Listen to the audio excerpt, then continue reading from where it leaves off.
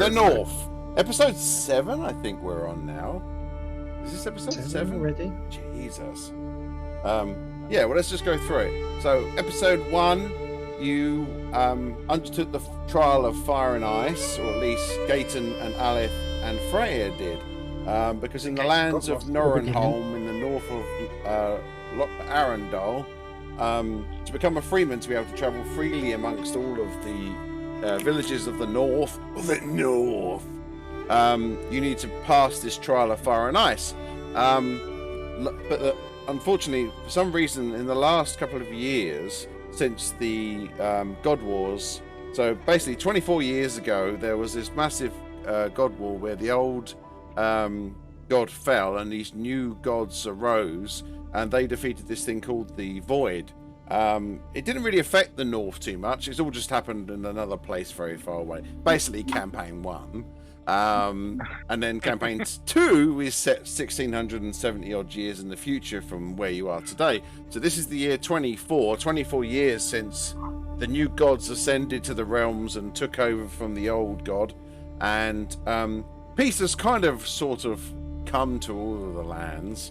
But there's a lot of adjustment going on as priests sort of start worshipping new gods, and people resist these new gods and want to worship the old gods still.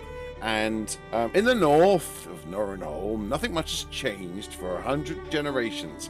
And the north, the far north, just north of where you are, is known as the White, and it's a hostile frozen landscape. And then there's a border of watchtowers that protect the lands of Norenholm.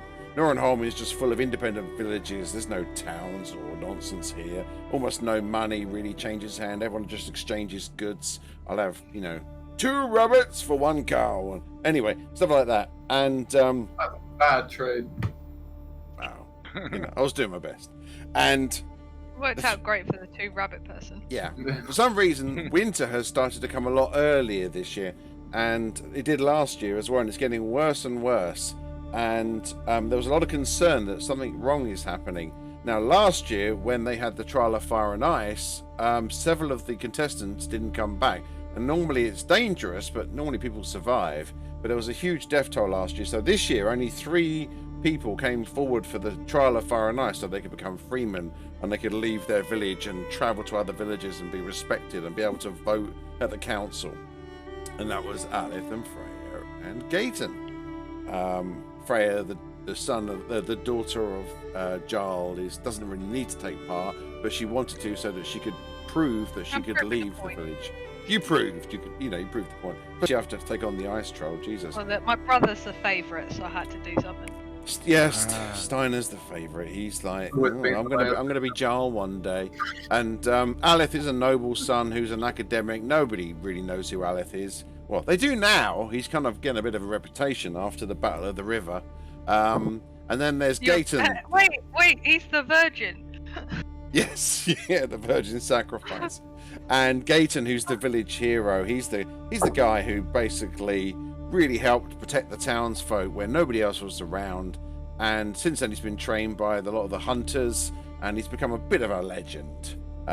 He's tall. I mean, Freya and Gaten are both ridiculously tall, muscular, gorgeous specimens of humans. Aleth is a slightly weedier human, still very beautiful, but more in a kind of I'm the best looking. Fuck aesthetic way. He's more like elf.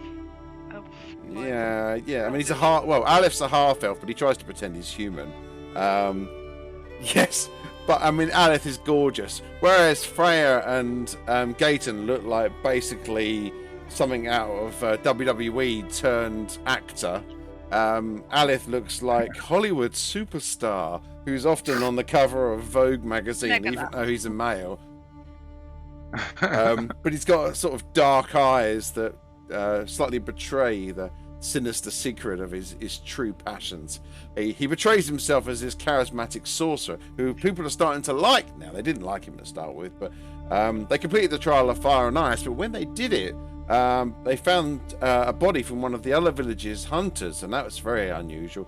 And then they saved another hunter from that village from an ice troll. And ice trolls never come down from the mountains. The closest they ever come to Norenholm is the Ice Peak Mountains to the north, which always kind of brood over Norberg, which is the village where these three came from. Anyway, they defeated the ice troll. They returned not only triumphant in the fire and ice trial, but as heroes of the village. And Alith was finally recognised, and so was Gaten and Freya. But they were kept to one side because obviously this was troubling news. So loads of the hunting parties travelled north beyond the watchtowers to find out what's happening in the wastelands. Why is winter coming so early all the time and getting worse? And why are ice trolls coming down from the mountains? This is troubling times. I mean, we'd survived the fall of an old god and nothing much changed in Nurrenholm, so what the hell's going on now? Anyway, they rested for a few weeks, and then they heard that their shaman, Handel, had basically gone into the woods, and the alchemist had called them in and said, look, no one else can do this because it's quite a delicate mission, and they knew that these guys are spellcasters and quite unusual from Nurrenholm's usual village types, and a little bit more intelligent and savvy than the others, a little bit less local. And basically the shaman had gone into the woods to find Yagamama. Oh, praise the Yagamama. They don't worship God here, they worship Yagamama, who's this woodland spirit who basically has always protected the people of Nurrenholm. All the Northmen, the big brave Northmen, worship Yagamama, and yet why is Yagamama letting down the Nurrenholm folk? So so Hamdel had gone there, but then he hadn't returned, and it had been many days, and they were getting worried. So these guys were going to go in on a secret mission, and that's when Paige came along. So Paige turned up. She's an Arctic explorer from the north. You're a special kind of collective that are taken from villages and trained up to be the specialist explorers. The rare few who know the wastes of the north.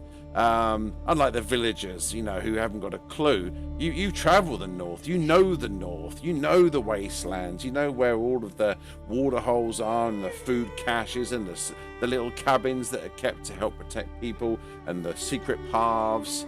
In fact, you know it so well, you can't get lost there. It's physically impossible for Paige to be lost in this wasteland area. You know it that well. And you'd been sent to Nurrenholm on a special mission by Job, who's your leader, and he said, Paige, you're on a special quest. You're going to find yourself with a new group of youngsters, and you're going to show them how, skilled we Arctic explorers are. And you were very excited. You were like, yes, Job, I'm going to go, and I'm going to show them what an Arctic explorer can do. And you head down to Nurrenholm, and no one really understood you, this weird little halfling turning up in this massive village full of Northmen, Nordic, Swedish types. Oh, for sure, what is this little thing? And most of them speak more like North. And you turned up, and you were ready for a mission, but there was no mission for you to go on. And they introduced you to these three, and you joined them going into the woods. And you're like, but this is the woods. I travel the wastes, not the woods. But anyway, you go in there and you come across this beautiful aesthetic woodland spirit which calls herself Yagamama. I am the Yagamama. And basically, you see through it and realise there's a couple of these little sprites making this illusion. And you end up having your battle your way through, and it all turns out that this dryad was killing Yagamama because Yagamama had been half destroyed in the war when God fell and then the new gods rose. All of the Fey realms collapsed, which is what happened in Campaign 1. And so she lost most of her power. Now, she could have survived and recovered, but this Dryad was taking advantage of it to slowly absorb her power. You defeated the Dryad easily because they're not particularly powerful at the moment, but part of her whole plan was to absorb Yagamama's power. And the only way you can save Yagamama is by finding a crystal shard from the heart of the mountain. Now, every holy mountain has this crystal, massive crystals at its heart. And if you can take a small part of that power and bring it back to the Yagamama, or to the glade where Yagamama resides, then the fairies there will be able to use that power to slowly bring Yagamama back to life, and hopefully maybe restore this a summer from this eternal winter that's been blighting your villages. So you went north again. You discovered that one of the watchmen that you'd met before had just disappeared off to the north because his father had gone missing, and several of the hunting parties were going missing, and no one would know what was going on. You ended up finding this giant of a man, 9 foot tall Goliath, and you fought him and defeated him, but it was a fearsome battle. And you discovered from Crash, who was Bjorn's son, and Bjorn's like the biggest warrior in the village, that the orc villages are also now descending nearer to the Norenholm. It's all kicking off, and he knows that they're about to spring a trap on Jarl, who's Freya's dad, and his party at the heart of the mount, at the border of the mountain at this river. You rush across, not even resting. None of you have rested. You've been in this huge battle with this Goliath, and then you'd rushed across to this river, and then you ended up arriving there, and at least 5 of the villagers have been slaughtered by this orc ambush, and you guys came in, heroically saved the day, and Jarl was shocked to see the power that you guys wielded. And, especially for Aleth, who had never been seen as anything other than a joke in the village, suddenly he had some prestige, and they wanted him to come back, and you guys were like, no, we've got to get to the heart of the mountain. Now, 7 of them had tried to get to the mountain, but they'd not been able to achieve that. But while you were in Yagamama's realm, you were given this mirror, and you were told that if you look in the reflection of the mirror, you'll be able to see the secret entrances into the mountains, because there are fey realms in there. So you have to pass into sort of the Feywild to get inside the mountain. You don't physically just walk into the mountain. It's like a portal, a sort of slight dimensional shift to get into it. And you find yourself on the highest cliff point, and you came across, I hope you guys don't mind me doing this little intro thing, but it's quite important for and it also helps you a little bit as well. And you came across this, you found this plateau, you rested, you found this route into the mountain, but you decided you needed to rest because you basically just had 2 massive battles across a day and a half and not rested. You were shattered, exhausted, and you were like, we can't go into the heart of the mountain without taking a rest. So you have this rest, but before you've even started, this strange grey and white dwarf just emerges from it, and he's like, what the fuck are you doing here? Oh, what the hell? And oh, gee. Anyway, you have this big battle, and you kill him easily, and you descend into it, and you discover that it's just full of traps. This whole level is just full of these traps that have been here for a long time. And after almost dying, Aleth almost basically got poisoned to death, and he got taken out of this trap that closed the room off. You find out there's a boss to the right. You go to the right, and sure enough, you find this Drugar leader, and whose name is Grasna. And you start to battle him, but then the warlock charms him. The warlock does the ridiculous thing. He had this big sort of cabinet behind him, just full of all these really cool potions that I'd spent ages devising. Loads of these potions. I'd written them all down, planned it all out, and he shattered the whole bloody room. All the potions drenched this Drugar Liga, and basically one of them was in a high level entangle, and it completely entangled him, and they were able to basically charm him and turn him on their side. He betrays that there's a way to get down to the lower levels. The traps are only on these levels, but there's a whole troop of Drugar up here, and he explains that basically that they're from a city to the north, and a Drow and Drugar city, and they're being forced south because these frost giants have started to become really aggressive. There's the ice nation of the really far north, of the polar ice caps. Basically, the 2 land masses have joined together for the first time, and the 2 ice nations have become one, and they're growing fast. It's pushing the Drow out, it's pushing the orc villages down, it's pushing the Goliaths down. So basically, this surge coming down from the north, and also whatever power the ice nations are wielding is basically driving a darker winter further south, which is why the Norenholm are on the brunt of it. And if something's not done about it, the Norenholm are just going to get completely obliterated with all these villages, because the Norenholm are not that aggressive a nation. So you realize there's a lot of work ahead for you to do, but you got to get this crystal first back so that Yagamama can be on the mend. He helps you to get to the entrance to the lower levels, which is where you did, and you descended and descended. And last week you found yourself more in the heart of this old dwarven realm. So basically, what you discovered is that this used to be a dwarven city a long time ago. It was deserted generations ago, and that's dwarven generations ago. But there are a small amount of crystal keepers that basically stay here and maintain and worship the crystals of the mountain. And these Drugaran drow ported here and attacked it, slaughtered all the dwarfs apart from the master cleric, the sort of the head of the Crystal Order, and they're torturing him. They've been torturing him for a long time, constantly trying to find as much information as they can out of him. And it's a whole sort of, there's probably over 100 of these drow and these sort of Dryder drones that you find down here. So you've battled through, and you found you had 2 paths to go on, and you decided to go on the Dryder Warren way rather than keep going down deeper and deeper, level after level, as everything was getting, far more desperate. So you found like a shortcut, and you emerged at the end of last session into this huge catacomb, which looks to be there are remnants of this dwarven city that once was, and a strange pulsating green lights all over the place, and lightning ripples from the ceiling. The air around you is completely charged all the time, and you realise that the other way that you could have gone would have come out roughly to the left of you. You can see sort of a large archway, and beyond that light, you think you've made the right choice. You're not sure, because you certainly had a hard battle to get here. But you're now in the city, and you can see off to the right, you all crossed this narrow path that was terrifying and almost killed one of you. I can't remember. Was it Alith again? Was it Alith that almost died? Yeah. It's always Alith.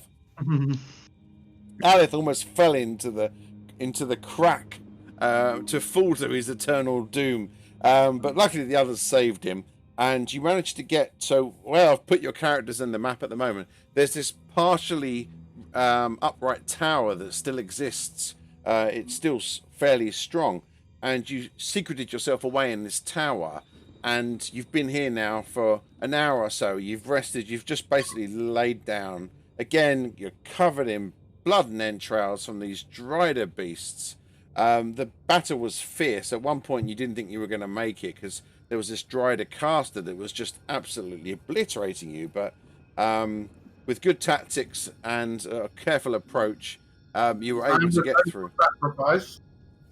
And the noble sacrifice of Jimmy the Raven imp, and you basically found your way here. And as you've rested, Alith has prayed to his powers that be for Jimmy to return. No, to Yagamama. Yeah, yes, to Yaga. Oh, you see him. Oh, Yagamama, Yagamama, I beseech you, please bring to me Jimmy. And eventually, after the hour, you hear this. I'm back, guys. Hey, it's Timmy here. And there's a little discourse, and Alith is like, "Fuck off! You're not Timmy. You're Jimmy." Oh, it's Jimmy. I'm back. Nice to fact you don't call me Stolas anymore, which is a win for me. Right, what we're gonna do then? So, and now we are in the present. You are in the room. You can see through the cracks in the walls. You're on the first level of this tower that's ruined, but the internal staircase is still in there. You can see archways going off in all directions. You can imagine that at some point, hundreds of years ago, if not thousands of years ago, this must have been a beautiful city. I mean, the fact that you have this high-arched ceiling means you must have gone really far down, because this almost looks like the size of the mountain that you entered. Nick, that can't be true. It would have just collapsed. So you must have travelled far deep into the ground to see such a huge, cavernous site. I mean, some of you have heard of dwarven cities, but to see one, you would think it would be just like small, cramped, claustrophobic caves. But this is just incredible and vast. You can't even see the end. But there's this pervading blue glow that just keeps illuminating everything around you, which is helpful because half of you can't see in the dark, which has been quite challenging when you've been sitting there with your torches and the Drow and the Drugar and everyone else that can see in the dark are like, bloody hell, what's going on there? Ahead of you, you can see that there's like a large plateau of broken buildings, and in the far distance you can see a glowing blue. And from the vague descriptions that Grasny gave you when you were interrogating him before you let him go, and remembering that Grasny's still up there, he basically just called a meeting of all of his men, and he's basically trying to keep them busy and out of the way so that no Drugar blood is spilt while you go down. His hope is you kill the Drow, you get killed in the process, he can then come down, finish up, and basically claim he's a hero. But until that point, he's just kept out of the way, which is useful for you. But yeah, you can see across the plains, you've got two directions you can go in. Everything else is either collapsed or ruinous. But ahead of you, this plain of broken buildings and cracked fissures in the ground, and then you can see this blue glow in the distance that gets brighter and brighter the more you stare at it. Definitely the way you have to go. And then there's behind you, which is either the cave entrance to the Drugar Warrens, or you can see the sort of main entrance that you avoided last time. Which has the massive loot that Harry wants. We need to go back. It's not the loot that we need. We could do with the priest. We could do with the priest. But ahead of you is the blue glow of the entrance. And who knows what awaits. And that's your quest, to get to that crystal, take a shard, restore Yagamama, and then whatever the hell else next that you need to do to try and stop whatever's happening in the far north. Oh, fridge door opening. He's role playing so hard. He's opening the fridge just to get that sense of cold. That's role playing. Cold breeze on my face. Oh, My hope is those creatures were at the beginning of the tunnel, so if we come in from the other end, we just skip them. Exactly. Do we have any idea from what the Durgar has said before as to where the priest is? So the priest is being the old priest, the dwarven priest. He's being held near the entrance. So that basically the Drow priest who's here, who's basically there's a Drow priest who's like the leader of this whole expedition. It was his brainchild to come here and steal the crystal to help them to fight against the Ice Nation, basically. So the Drugar and the Drow are actually just trying to defend their own nation, which in a way isn't a bad thing in itself. The fact they slaughtered all the dwarves, that probably is bad. Yeah, that probably wasn't very nice. But, you know, they are trying to save themselves from these frost giant bastards who are basically just pushing all the other races further south. But yeah, he mentioned that the actual dwarven priest that still exists, though, has been tortured for a couple of years now. I mean, they basically keep him alive. He's the only source of information they've got. And occasionally, when the torture is so severe, he lets little bits of information out. He can't even help it.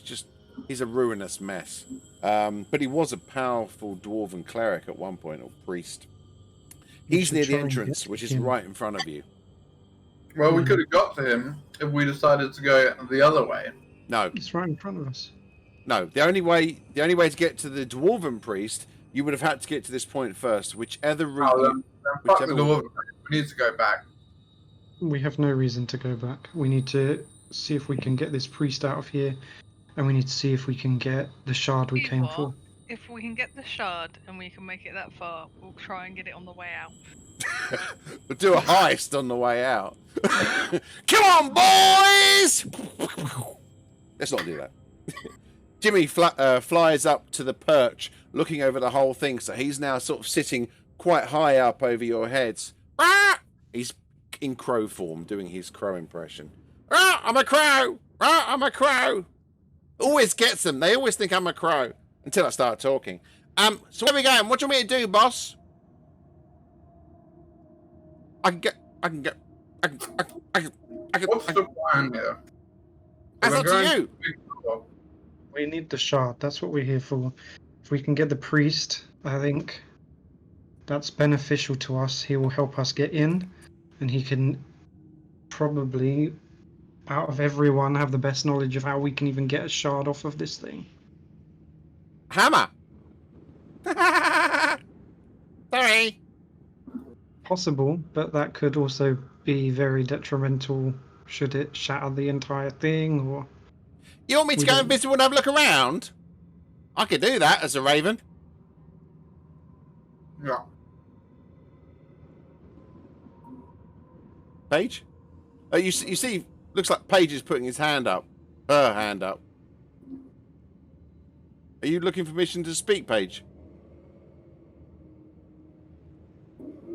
Basically, I'm looking at, yes, exactly. So primeval awareness, right? So I want to know what type of creatures have we faced in the previous when we got here. So I want to look there because basically, with my primeval awareness, I should be able to notice if those type of creatures are ahead or not. Right, okay. Is that primeval awareness? Where is that? Features and traits. Yes. I can't see it. I'm looking at Freya. Freya doesn't have it. Idiot. No, I don't. I've I got have it. animal friendship and animal messenger.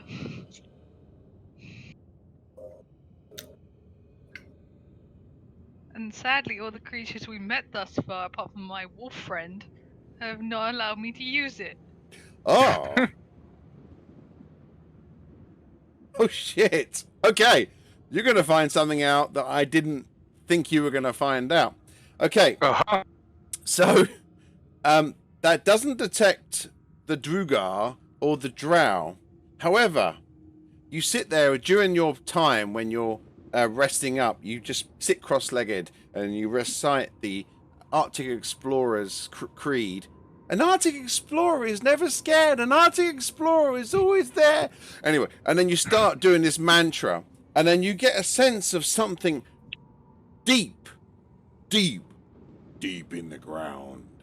You can feel the sense of a dragon I knew it. deep, Right. deep beneath you. Excited. You suddenly go, ah, no, bad dream. My animal friendship is gonna come in handy. I speak dragon. You can try, Freya. You can try. Wait, you don't... Guys, I got to tell you something. Two things, right? First question. Guess what I do when my ice house falls apart? What? What? I glue it back together. Oh, she's funny! Second, I've just felt something, and I believe there is an ancient creature, which might be a dragon, across which way? Down. Down there. Down there. I'm fairly fond of you. Why wouldn't you have started with that one? I gotta say, it's about as far as 10 stones throw away, so not too far away from us. We gotta be careful, guys. It's So what like, you're telling me, it's within a mile. It's within a mile.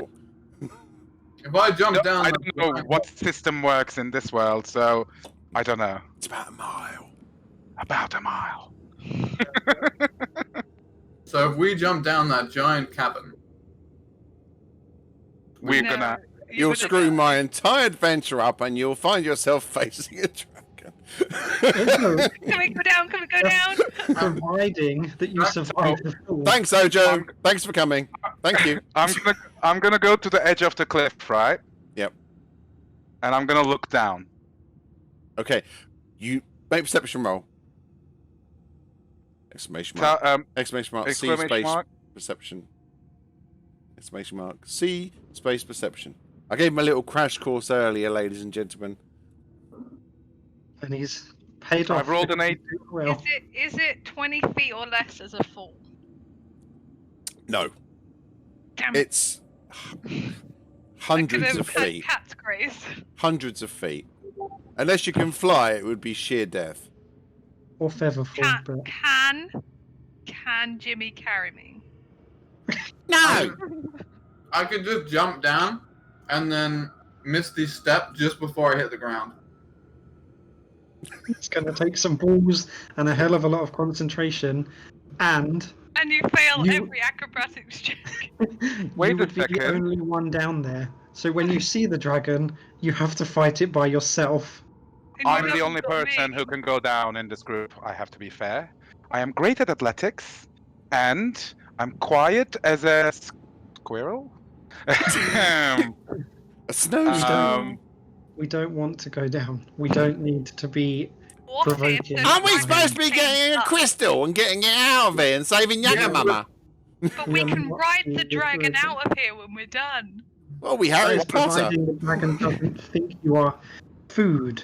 Think of the treasure that the dragon holds. I have an idea. So we've so basically whenever when I was playing D&D, we would do this when it's off character. So when we're talking about the game, right? So I'm gonna do that. It's a little thing that I have. Meta. I also we've just had a short rest and I've got a detect portal feature trait. Right? So I want to check if there are any portals nearby as well. Okay. Paige, after dropping that bombshell, sits back down and starts reciting the mantra again.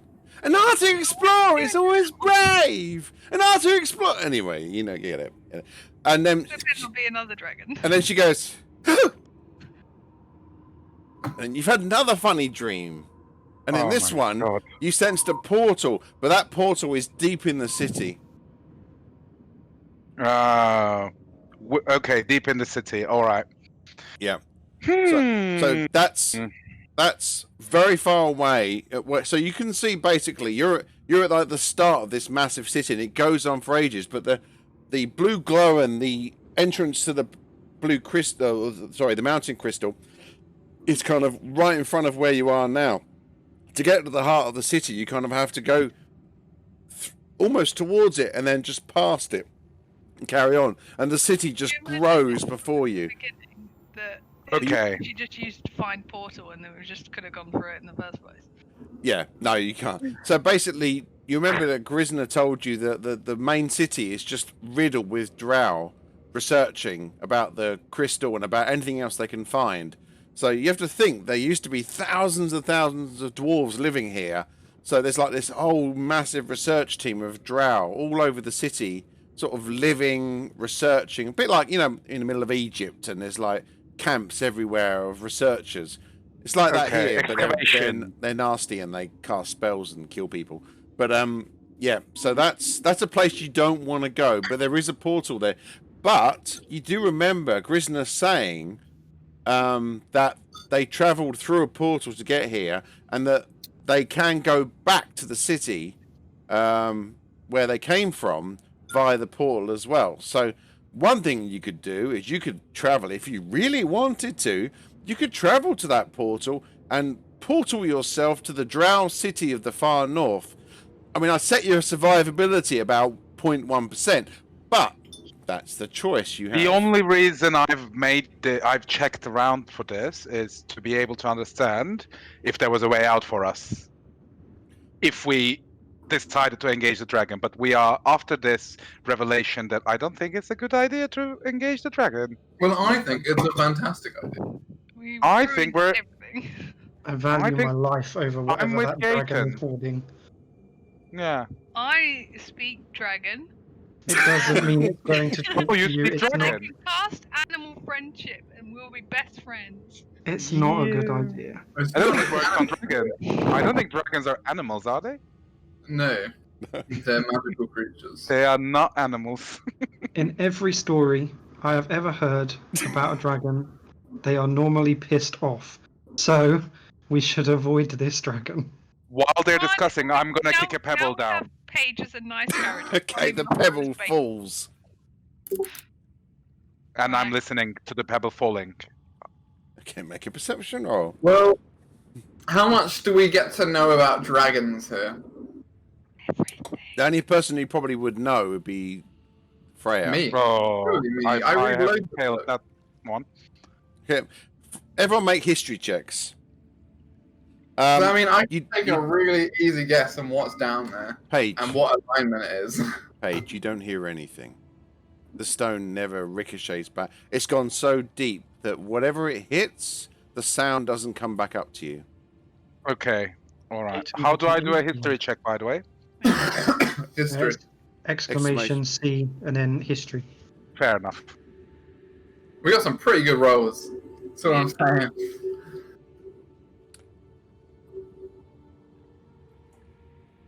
You look disappointed, Dad. No? Let me tell you the tale of the dragons of Ice Peak Deep. Is it blue? That would Yeah. be awesome. So you've heard tale.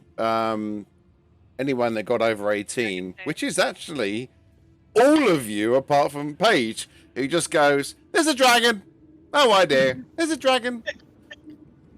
But these three go, "Oh, the tale of the blue dragon of Ice Peak Mountain. I remember being told this as a child."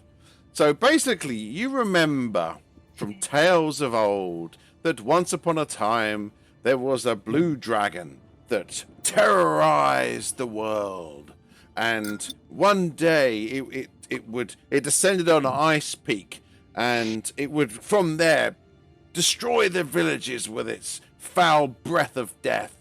And it took a brave band of Nurenholm heroes to destroy the dragon and drive it deep into the mountain, from whence it has never been seen again. So it could be wounded. Not a nice dragon, though. It's not a nice dragon, Charlotte. Sorry. Freya. It's probably very, very fine. You just need. I'll tell you what, we'll get the shard. We'll try and save this priest. We'll find a way that we can all get out And then we'll jump. and leave you to fight the dragon. And then I'll never see you again. Do you wish to fight me? I want to fight you. I just want to be your friend. Ooh. Yeah, no. Okay. You do not want to be taking on a blue dragon, but it is there. It's supposed to be there so that in the future you might want to come back to it for other stories. But I'm not going to lie, it's there, and you did your special power, which I didn't know you had. Should have stuck with Paige just being fucking useless when I was NPCing her.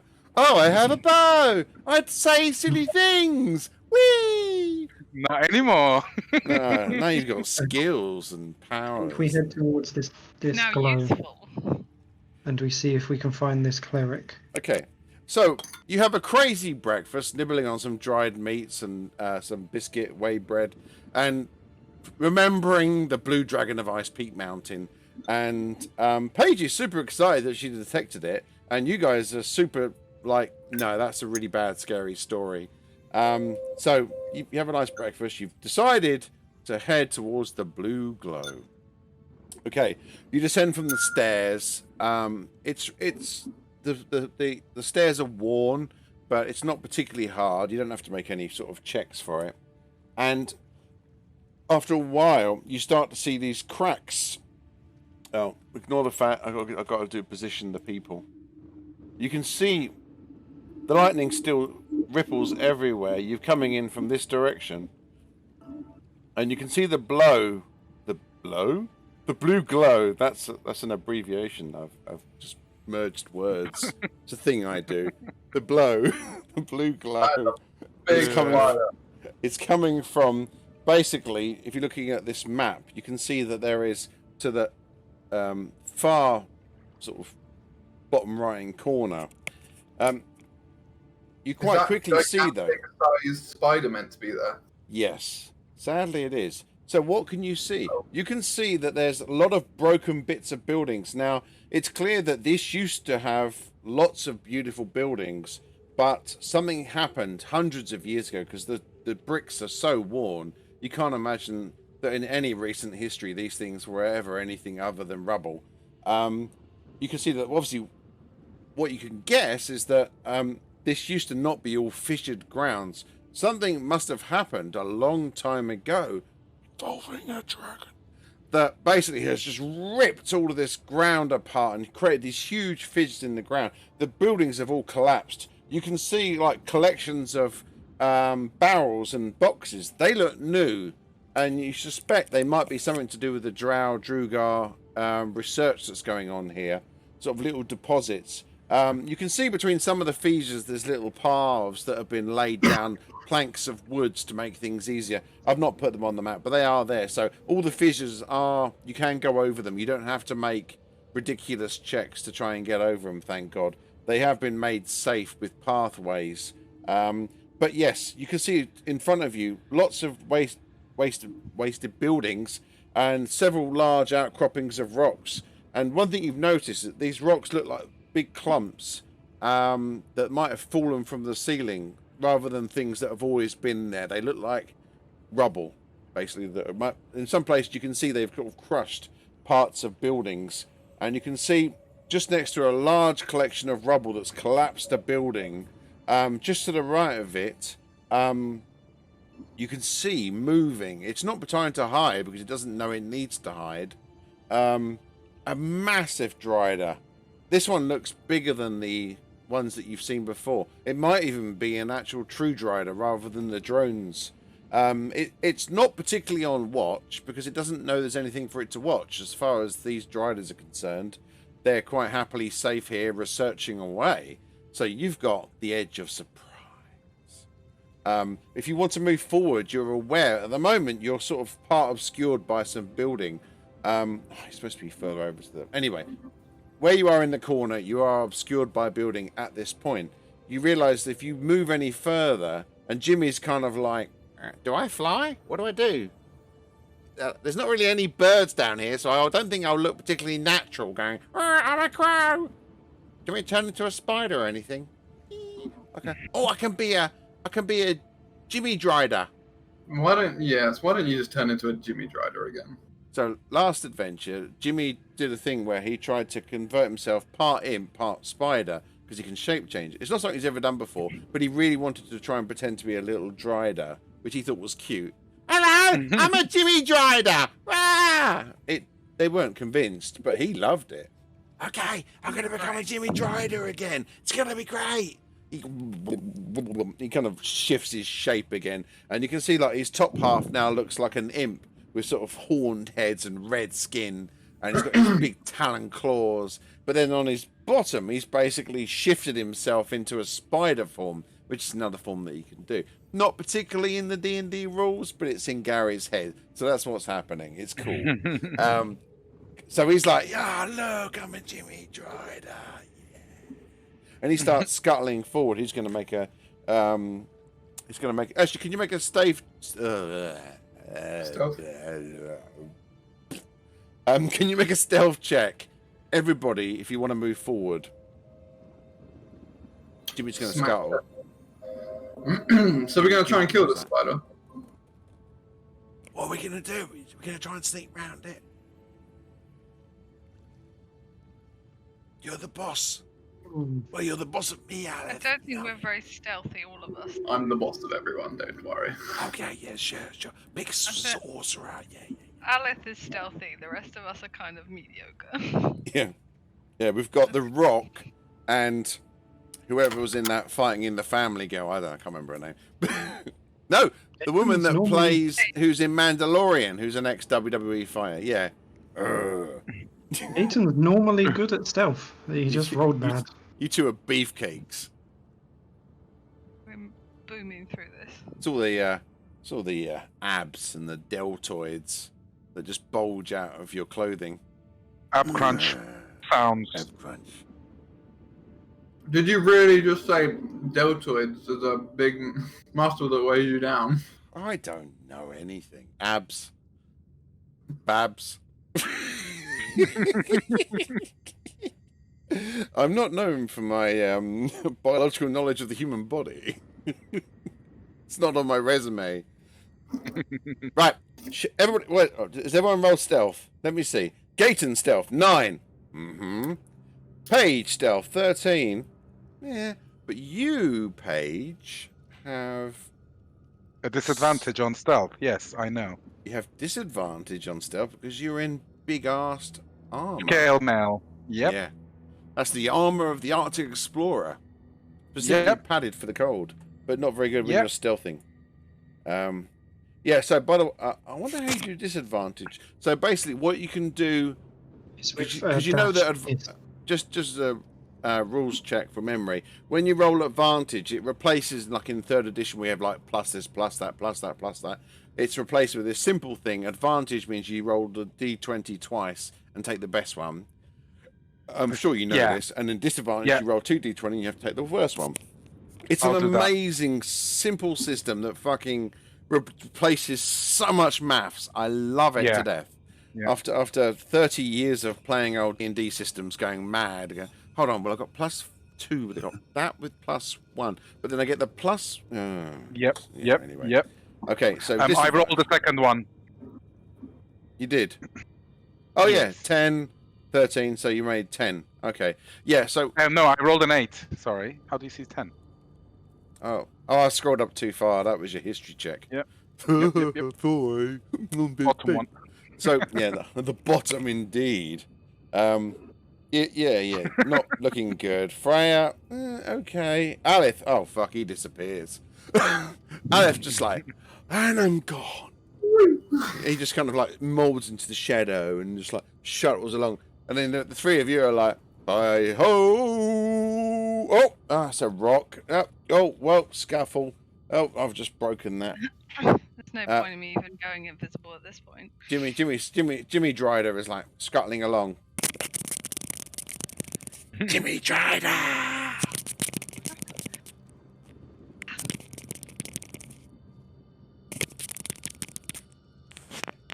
Comes back.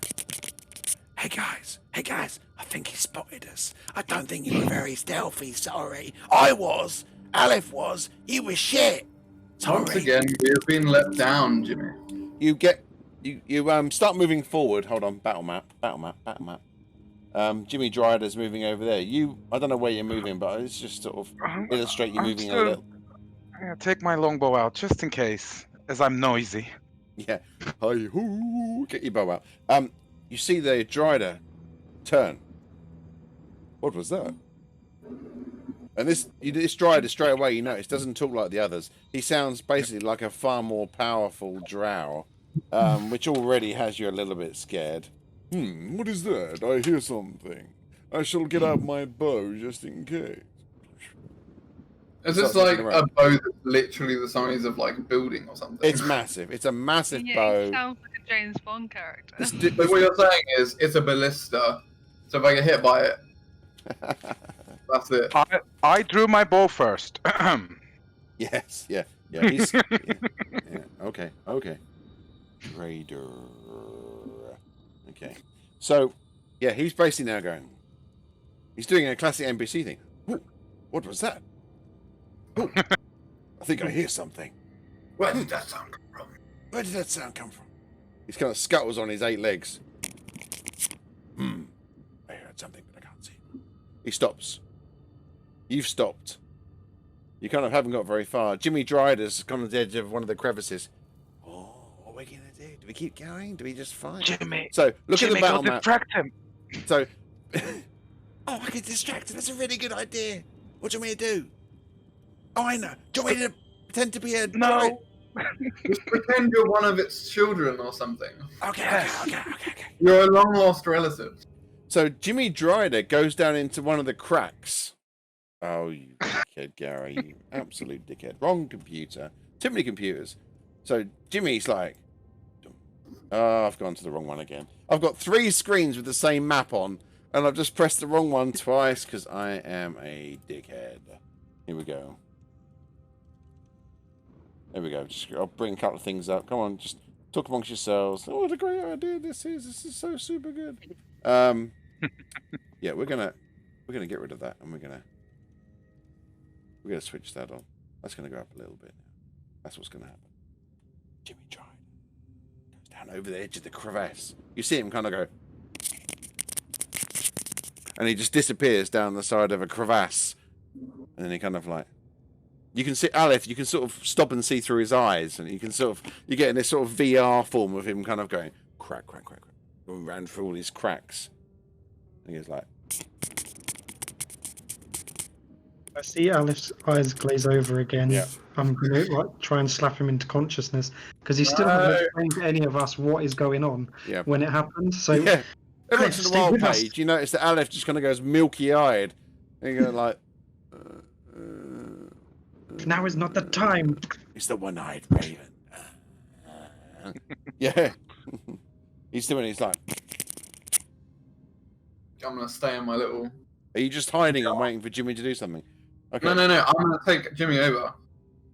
Oh right, you're going into alt mode. Okay, you press the I little. feel like I would be more convincing as a posh strider than he would. Okay, you go into control mode. You flick the switch, and suddenly you're in control of the bot.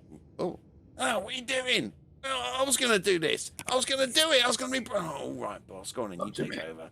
Don't fuck my voice up though. Okay, you're now behind Jimmy Dryder, aka Aleph, aka Harry. Right, I'm going to scuttle up behind him Okay, and you. make myself apparent. Greetings, Silithid brother. I have just finished my routine checks on the dragon downstairs that boss man told me. Looks around. What the? Down, big man. What on the nine hells are you? I am Points his Gary. bow at you. Who are you? Gary. Gary. I'm What an the dragon. absurd name. I, Of every name that you could have chosen, you went with that one. Oh, hi, I'm Gary. I'm from accounts. I am on dragon maintenance. How is it going up here? The boss asked. I'm sorry, dragon. What the? Are you a child? Are you a? They don't turn children into dragons. We are a magnificent race, apart from I'm those a midget abominations. rider. Do not dare insult me.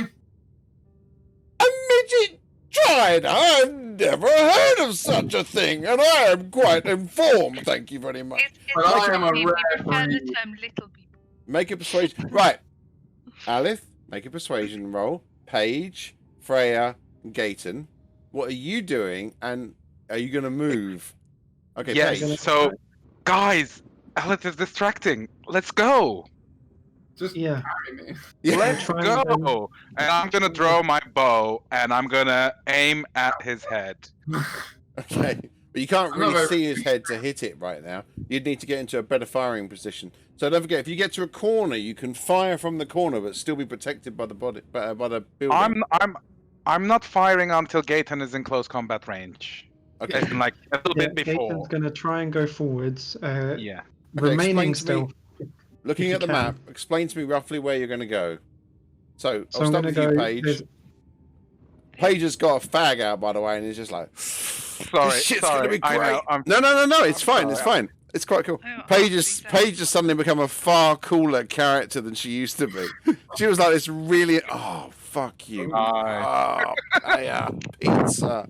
Derail. Sorry. That's my Elliot that's bought my my brain just derailing. So I'm gonna go to the reverse L-shaped wall behind it and set myself up, like right in front of us. Does that make sense? Just run. Yes, the You still can't yes. see. You'd have to get to. You have to get to there. No, the others. If I go to the other side, I can see. No, the other side. Okay, all right, okay. There, is that what you meant? Yes, that's what I meant. But is that too far? I can't tell. Wait, we're not in turn at the moment, so we're not doing 30-foot movement or 25 in yours. But no, this is Okay. this is narrative based time. So you kind of like Narrative based. I'd like to move to the crystal, please. Okay, there are limits to that, Freya. So Freya, where would you like to go? So Paige just kind of set herself up against a wall, gone ch with her bow, just ready. Exactly that. I thought we were running, but it seems like we're gonna fight. So. I'm putting a compelling argument onto this rider. I'm waiting to see your persuasion check. Where is it? Did you roll? I it? already rolled it. it's a Oh, nine. 9. This is going to be amazing. He's going to be so convinced. Hold on. Exactly. I'll go in that Do I little- get advantage because of my amazing camouflage? No. So Freya, so where are you going? Describe. where it's got the up across up in the little nook in the middle. Oh, this one in the middle. Yeah. Hold on. Yeah, I'm just gonna go behind the wall for now. And when it comes to my turn, I can then move out and shoot from there and move Okay. myself back in. Yeah, literally, the Dryder Another has. fellow shooter. Just to show you, the Dryder's basically completely turned around, and it's like. Okay, Gaten, are you going to carry Alith, or are you just going to leave Alith behind? I'm fed up of him doing this like milky eye thing, so I'm gonna slap him one more time, and then I'm gonna Okay, run to the bit that pages that. Alith, and make a then run to the bit- concentration check. You've just been slapped. You're midway through. Yeah, and I'm a drow and a Dryder, and I've come to do dragon. It doesn't. Alright, I'll be a Do concentration you want save on it. perception or arcana? Yeah, just do save concentration. Okay, it's enough. It's enough. You're kind of like, "Buh," and then you're back And in the then- room with Dryder. I'm gonna phase out like just for half a second, say fuck off, and then roll my eyes back. Fuck off, not He's back. carry me. Fuck off. He kind of his eyes and he goes, fuck off. He's back. Oh, he's gone again. And then, fuck it, leave him. And then I'll go to the one that Paige is at, then the one that Freya's at, and then I'll go to this M-shaped one if I can get Okay. there. Ready I'm to gonna control Jimmy, and I'm gonna make him run at this thing, and climb onto the underneath of his abdomen. Okay, make a grab. Just enough to tickle Make his a balls. fucking Just enough to... make an athletics check. Acrobatics. Acrobatics check. Cheers. How tall is the wall I'm standing by the way? Just to get an idea. At least 6 foot high, and you're like 3 foot high. It's all right. I've got great acrobatics. Just I think checking. it's a little bit more than. Oh, bloody hell, my Much fucking bigger roll. than 6 foot. I just don't want the top of my head over the Okay. wall. So basically, what happens with you, Jimmy Dryder, aka Alith, is you're like, yeah. So I'm on dragon duty, and I'm oh fuck it, and you just run at him. And you basically just do a surge, and I'll give you the surprise, and you're like, and you're underneath him, and he's like, "What the hell?" Now everyone rolls an initiative. Right, I'm going to initiate combat. That was quite good, Are you actually. where you Good wanna be, idea, Gaten? Paige. I want to move to the M. But, oh, fuck you with your... Initiative is C initiative, right? I Exclamation mark, I space I join. space join. Yeah, have I James, are you initiated where it? you want to be? Gary has to start the Yeah, initiative sorry, first. I mistyped. Now you can do exclamation art space join. Roll and so accurate. James, are you happy where you are? Yeah, I can charge from there, I guess. Oh, it's lowercase I, isn't it?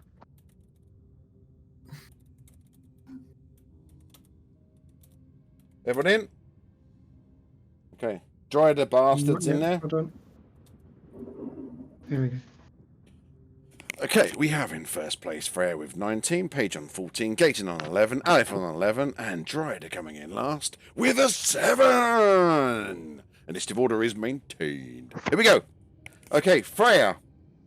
Shit's going down. Time to act. Step out from the wall. and Okay, then you I'm kind of gonna like... fire my heavy crossbow. Oh, with a heavy crossbow, okay. Yeah, I'm just gonna like go around the wall, fire, and then go back. Yeah. You can do that without having to move, basically, because you're on the corner of the square. You can just kind of Yeah. like... Go around it. Yeah. that's my plan. Okay, I'm gonna that's what you do. Boot Okay. it and go back. Roll for... AC 14. The bolt slams into his body and just basically stops on his back chitinous armor. Doesn't penetrate whatsoever. Oh, what was that? I think I'm under attack. Well, this is no good. He turns around again. Whoa, bloody, this is indecent. You kind of hold on. Blub, blub, blub, blub. Yep, he's back round. He's like, fuck! I'm gonna kill you all! You can't even hurt me! I'm a Drider! We are far too powerful for little morsels like you. Alice and Gaten are still inspired from last time. So I'm gonna... They would have run out. Already? How long does it last? Oh, 10 minutes. Yeah, it wouldn't last over like multiple hours. You get them long rest, not short rest, unfortunately, to get them back. Yeah. So at the moment you only have one left. Yeah, I might save it for now. Okay. She's not going to inspire you. She hums to herself, but she doesn't start singing out loud and bring you into the moment. I can't inspire myself, sadly. No, it's just it'd be weird. Be weird. You fist bump yourself. Fuck yeah, let's do this. Okay. This thing is fucking tough, by the way. I'm just warning you right now. It's a bitch fuck. Just, you know, your danger sense is going. Wait, that's not. Is that a character in this campaign or on Wednesday's got this not danger sense? I think Barbarians get it. So yeah. Okay, Gaten. Your danger sense is going. I'm not sure if you got it yet, but you have it. You're having that little moment. You're feeling a bit of a tingle. That's what you're getting. That's what you're getting.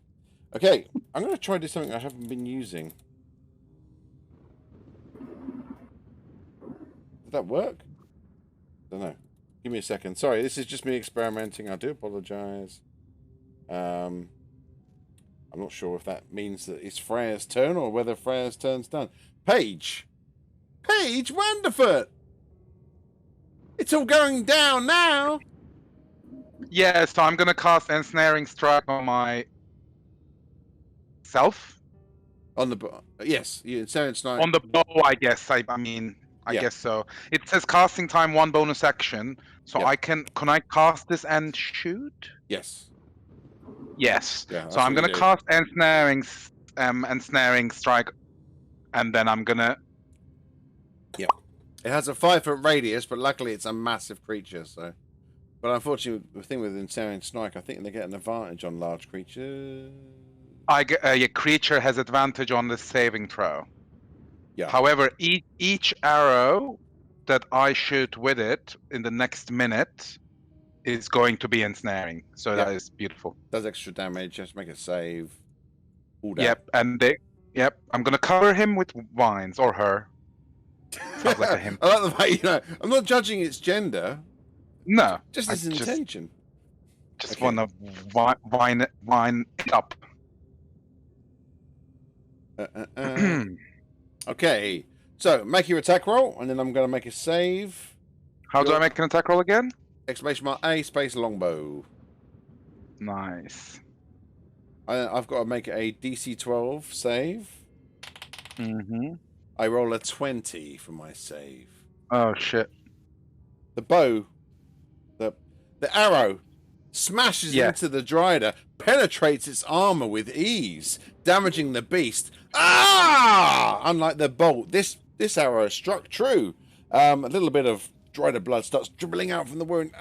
And the thorns start rippling out around it, and he's like, no! And he just shudders himself and sort of expands his body, and all the vines just rip and tear and shrivel away. But it could have rolled low. Next time. Next time. Do you move at all, or because you can still move, or are you happy there?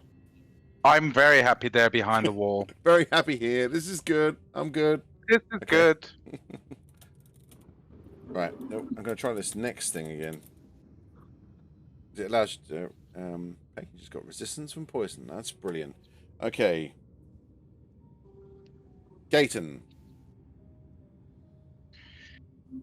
Seeing as this one is bigger. Oh, this is the other ones we fought. It's very big. I'm just going to briefly look at the others, and I'm just going to sigh and grab the big axe and run in screaming. Do you mean that you draw Blizzard, axe of the fallen Goliath of the North? Yes. So I do not have my shield. Or is it Old Faithful? No, Old Faithful's me battle axe that I can use with a shield. Right, You draw Blizzard. Do Yep. you say And something I'll charge heroic? in. I want to hear something heroic as you draw. I'm like, come Blizzard. Very heroic. If now's the time for heroics or after it's dead. Maybe. Okay, you gonna charge? Yeah, Are I'm you going to charge in, raging on the way, so Okay. and try and swing at it. I'll let you. I'll let you Three. step out. 1, 2, 3, 4, 5, 6. 1, 2. Yeah. I'm gonna let you charge. Because I'm nice. There's all, as I said to you before, there's boards everywhere crossing all of these crevices to keep it safe for people. You start running. As you run, you're quite calm, but then you kind of like you do like a bit of a Hulk moment where you're like.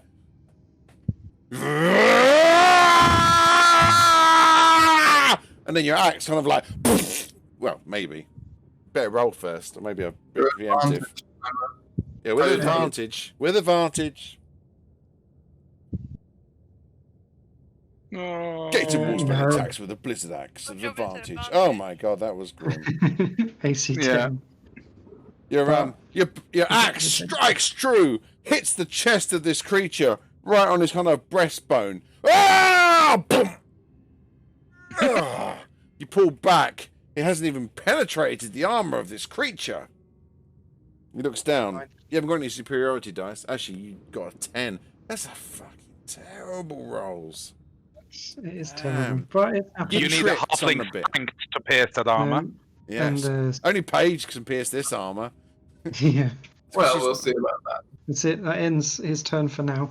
Yeah. But he's in his position to stop it advancing on other people. Okay, you That's what the stand main there with thing this was.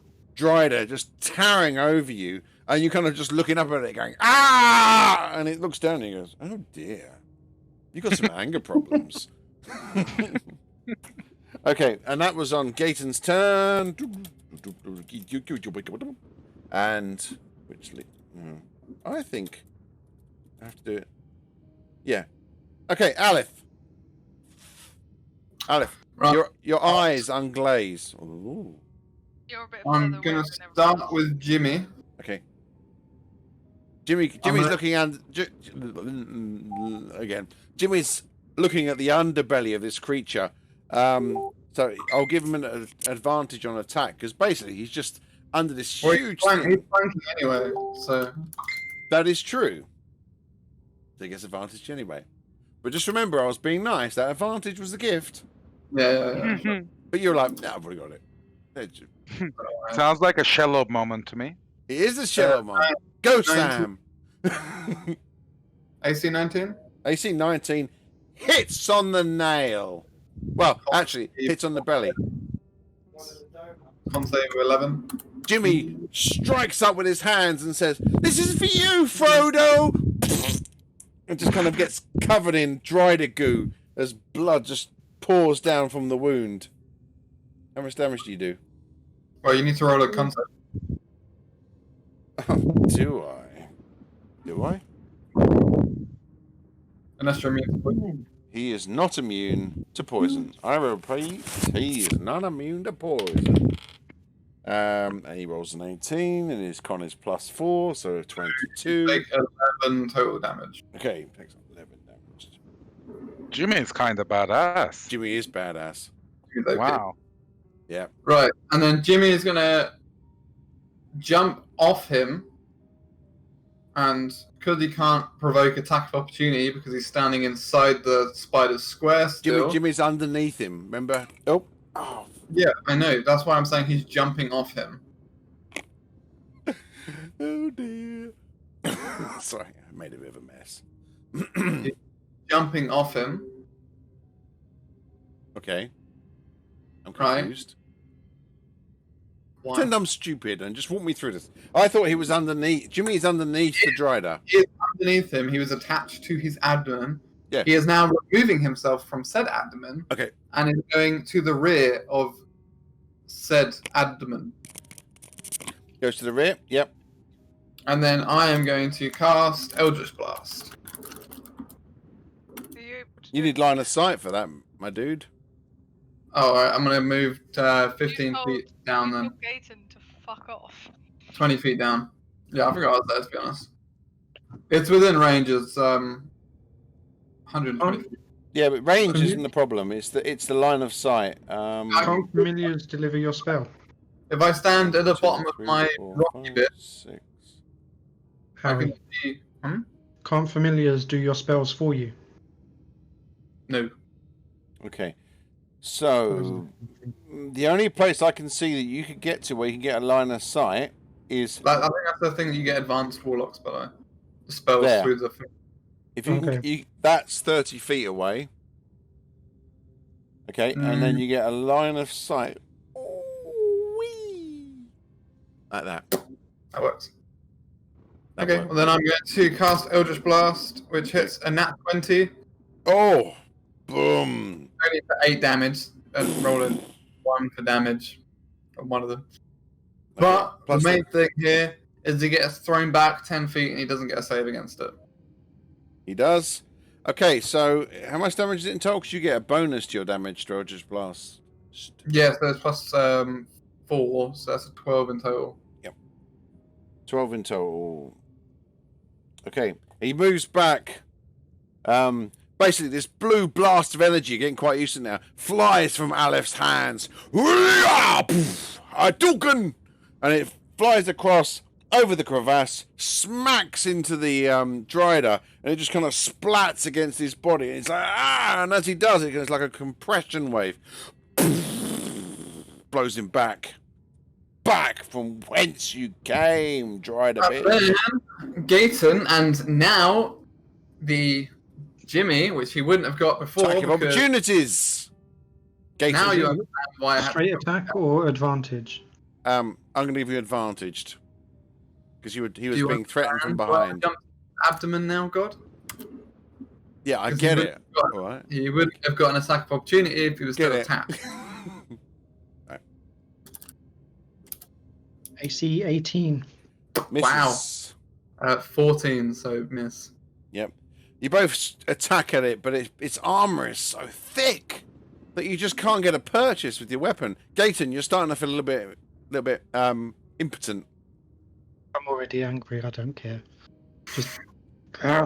Getting 18 with an advantage as well. Your rolls have been sucky.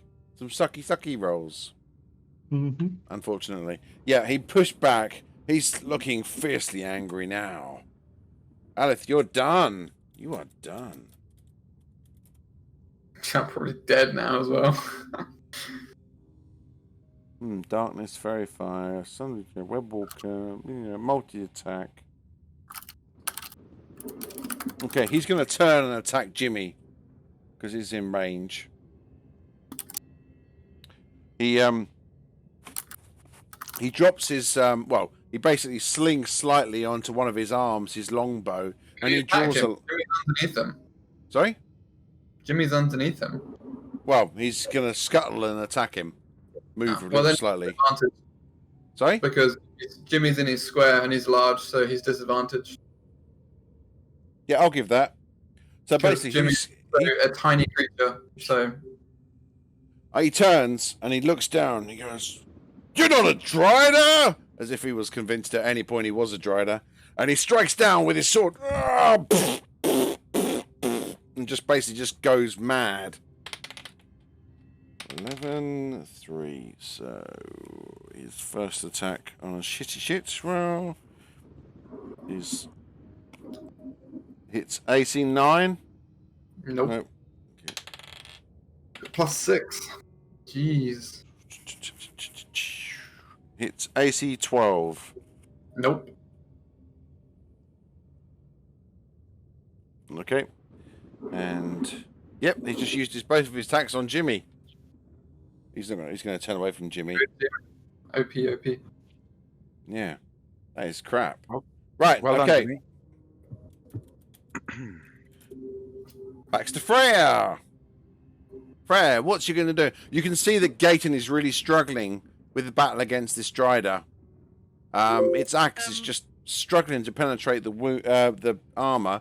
However, Paige's bow seems to be penetrating easily enough. Well, I got really frustrated with my heavy crossbow. What have you and done seeing with the as crossbow? Did you throw it on the ground? I put it down nicely. Okay. I couldn't hit him. Fucking stupid heavy And- crossbow! Seeing as last time when we're battling a Dryder, Shatter really came in handy. I'm gonna cast it now. In anger. Okay, that's gonna hit. It's gonna hit Jimmy. Why It would you? won't. You can position it so it doesn't. Which is what I'm going to do because I'm a pretty good spellcaster. I'm not just a pretty face, I'm a pretty good spellcaster, and that heavy crossbow is bullshit. Okay, let's have a look at the spell, just double check it out. And oh, I'm getting my leg wet. That's It's not a good idea. 60-foot range.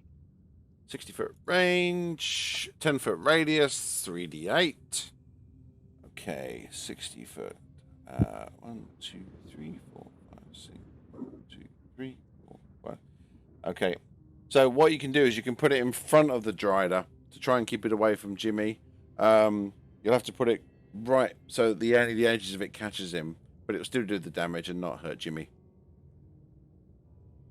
I didn't hear you then, Charlotte. Sorry. Perfect. Finish him. A sudden loud ringing noise, painfully intense, erupts from a point from your choice within range. Each creature in 10 foot takes a radius sphere centered on that point. Must make a Constitution saving throw.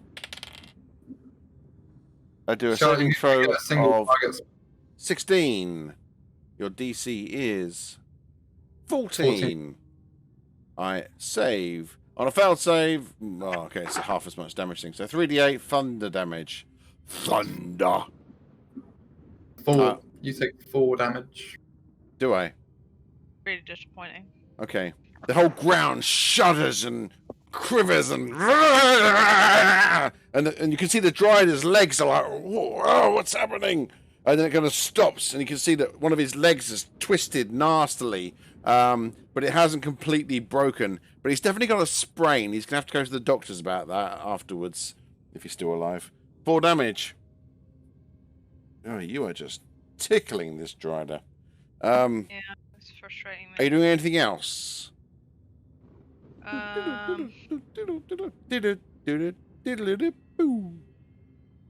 No, I don't think so. Well, no, because Candids are still, or cantrips, sorry, are still go. Still a spell. Yeah, that would still take an action. So you can move. You can cast a bonus action spell, as you can't because you've already cast a spell this round. You can do other bonus level bonus activities like Play a loop while I'm here. yeah, Bardic Inspiration is the only thing you got left, and you've only got one slot of that left by the looks of it. Yeah, I've only got one slot at the moment. So, I might spy a Gator later on, but right now, I'm feeling rather annoyed. Shit. All right, keep looking at Paige, just like oh, and then you're like, yeah, spells. Fucking Dryder. I'll Right. do a vicious mockery next time. Okay. Paige. You seem to be doing quite well actually compared to some of these others. You're just tucking out from around the corner. Your arrow struck deep into this creature. Are you ready to repeat? Absolutely. So I have this bonus action called Planner Warrior that comes with my subclass. Okay. So I am going to choose the Dryer as the creature that needs to be chosen. And the next time I hit that creature on this turn with a weapon attack, all damage dealt by the attack becomes force damage, and the creature takes an extra d8 force damage from the attack. Yes, that works. Yes. So I've got an Erring Strike, I've got Planner Warrior, this better work. Damn it, Paige just got badass. So I'm going to... Paige- Adverts on Google Paige Play when turns you to walk in as Aleph. a kid, Hey, and then you what's just come out and this? you're like heavily armored with a rocket launcher and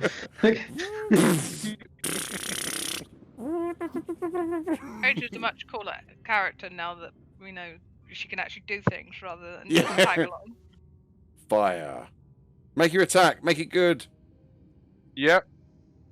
Please make it good. That was so It has to close. be lowercase. I think it's A. case sensitive. Yep. Yep. Yeah! Oh my god! Fantastic. Okay. So you're the arrow pierces into its chest again. You're like, what's the problem, guys? And then as you do, the force just erupts from it like a similar in fashion almost to the Eldritch Blast. It's force damage, just crumples on it. Roll 1d8 for force damage while I roll for con save. I roll a 1! Okay. Do I roll a D8 against? D8 Yeah, again? you do. Sorry. You do a d8 of extra force damage. Exclamation mark roll space 1d8. Well, actually, it's 2d8. But oh, That's a 7. 7. And you got to do it again. And then the Yeah, that's ensnaring the- strike? Oh, okay. And then the ensnaring strike.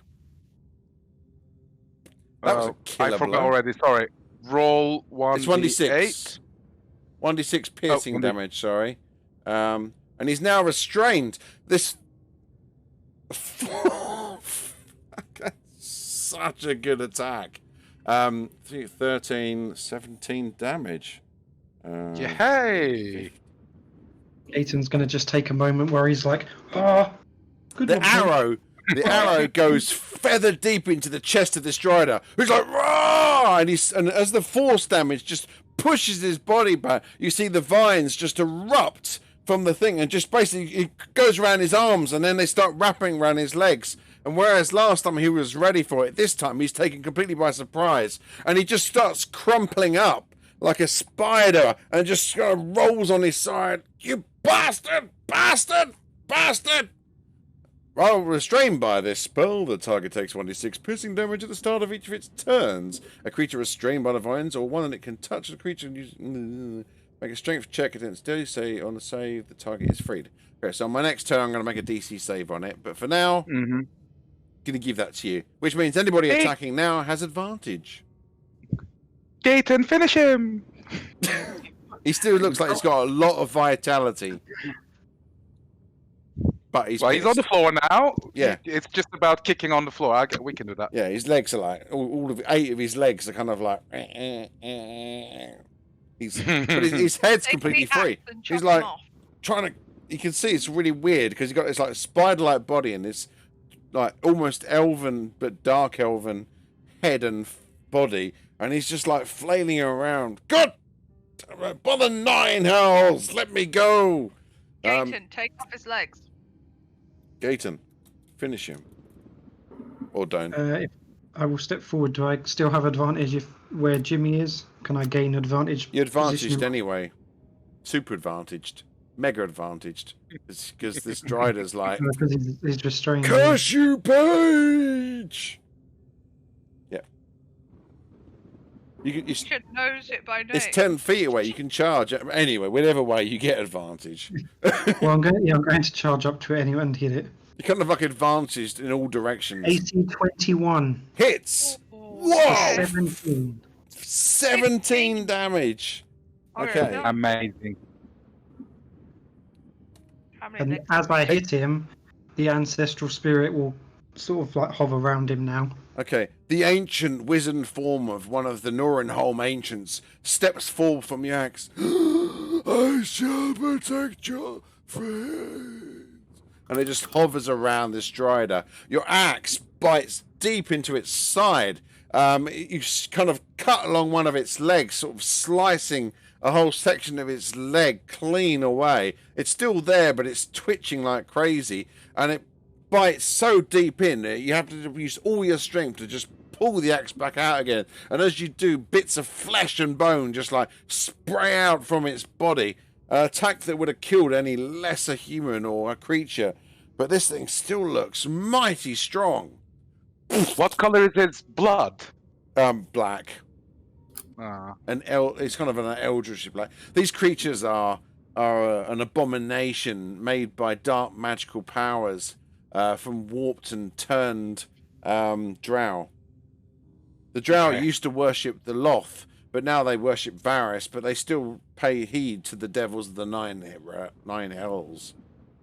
Occasionally they go, Varys, to take But some of these Dryada are ancient, and they would still basically worship darker powers.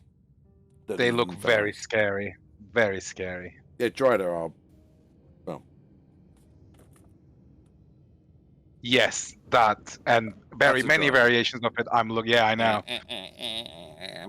Yeah. But at the moment, Well, Jimmy's Right. scarier. Jimmy's scarier. I'm Jimmy. He's got gets his little switchblade out. I'm gonna fuck you up now. Yeah.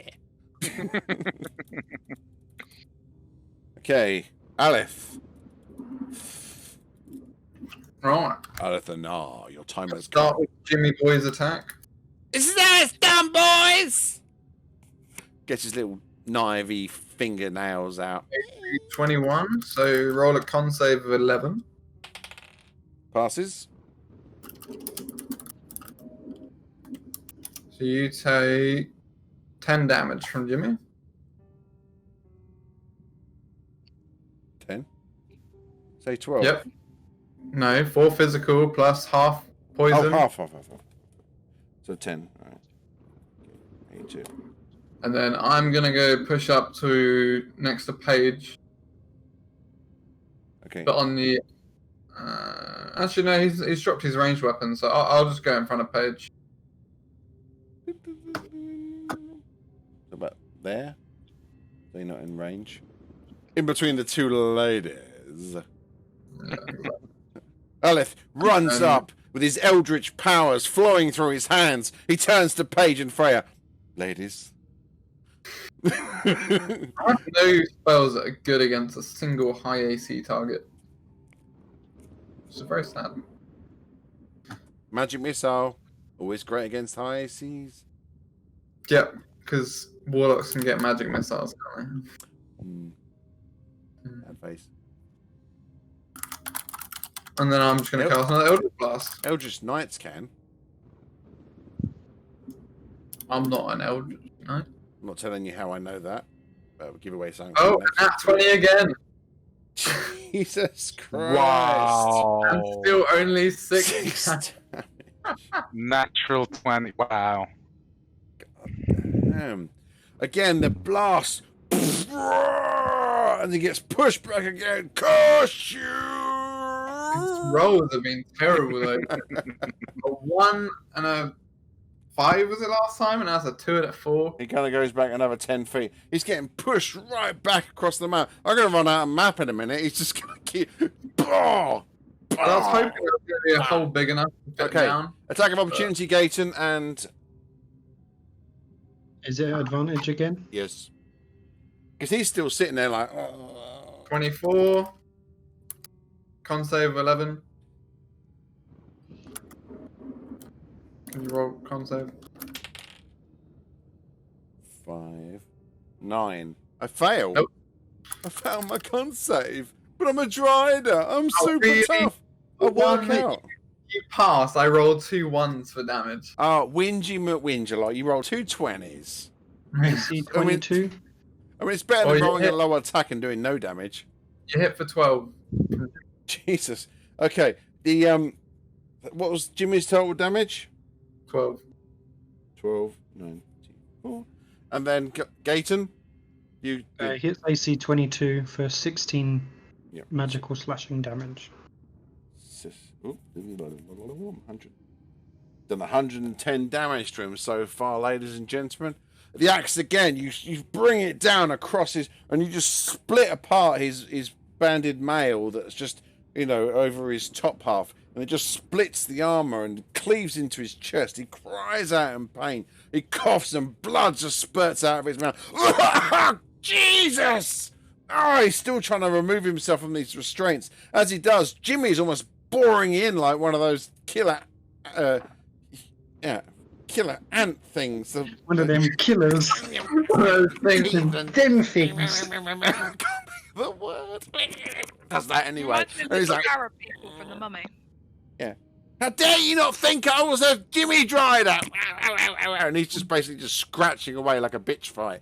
And the pair of you just like boring into him, just like chunks of Dryada flesh. And yet this thing is still there, crying out, trying to burst free of his bonds. When I get out of here, you're all dead! You're all dead! I shall bring forth my eldritch power!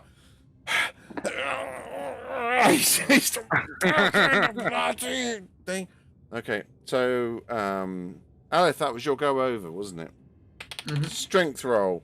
Fuck you! 5. 8. That doesn't succeed. How does that not succeed on the Drider?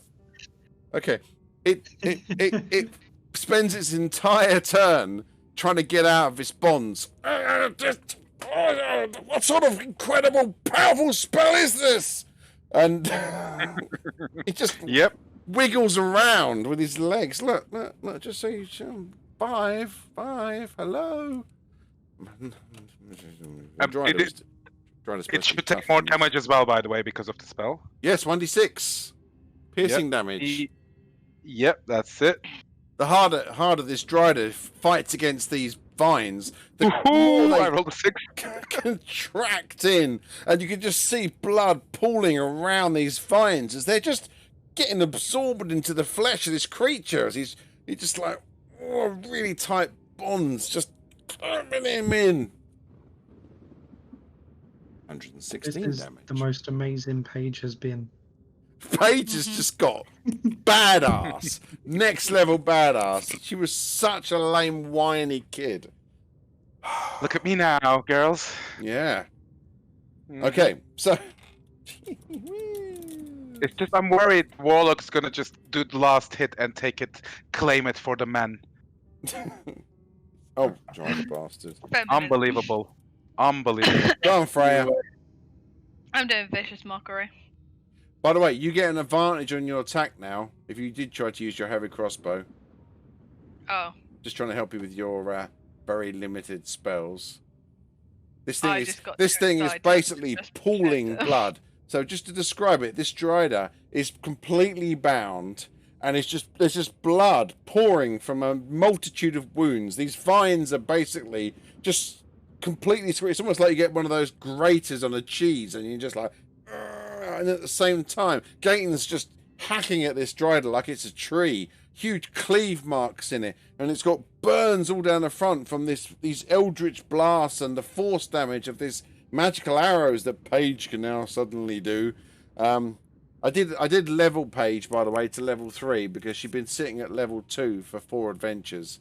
So I did do that little thing because I thought it's not fair that she's been along with you. So that's why there's a couple of things you can now do that you couldn't do before. And I wasn't really playing Paige. Just kind of you like... told me to use my heavy crossbow after I shoved vicious mockery into the Discord. Oh, did you? Yeah. So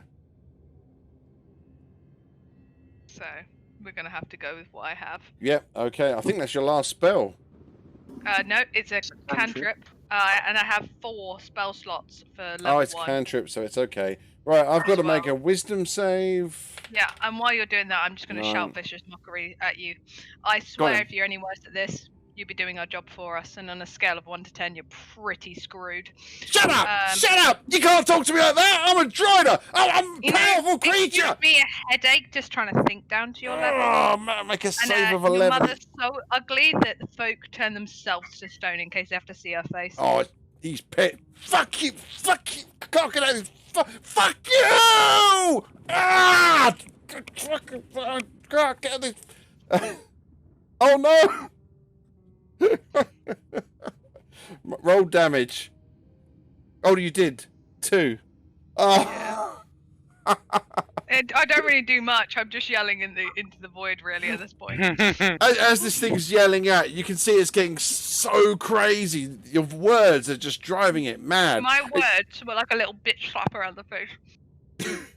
Well, he basically gets so irate. You can see blood vessels bursting in his face, and blood starts coming out of his nose, where he's just raging so hard. And the more that he's getting angry, the more the vines are digging into him. He's basically just losing his shit. He's all over the place. At this point, I'm going to inspire Gaten. I thought you said this fight was going to be hard.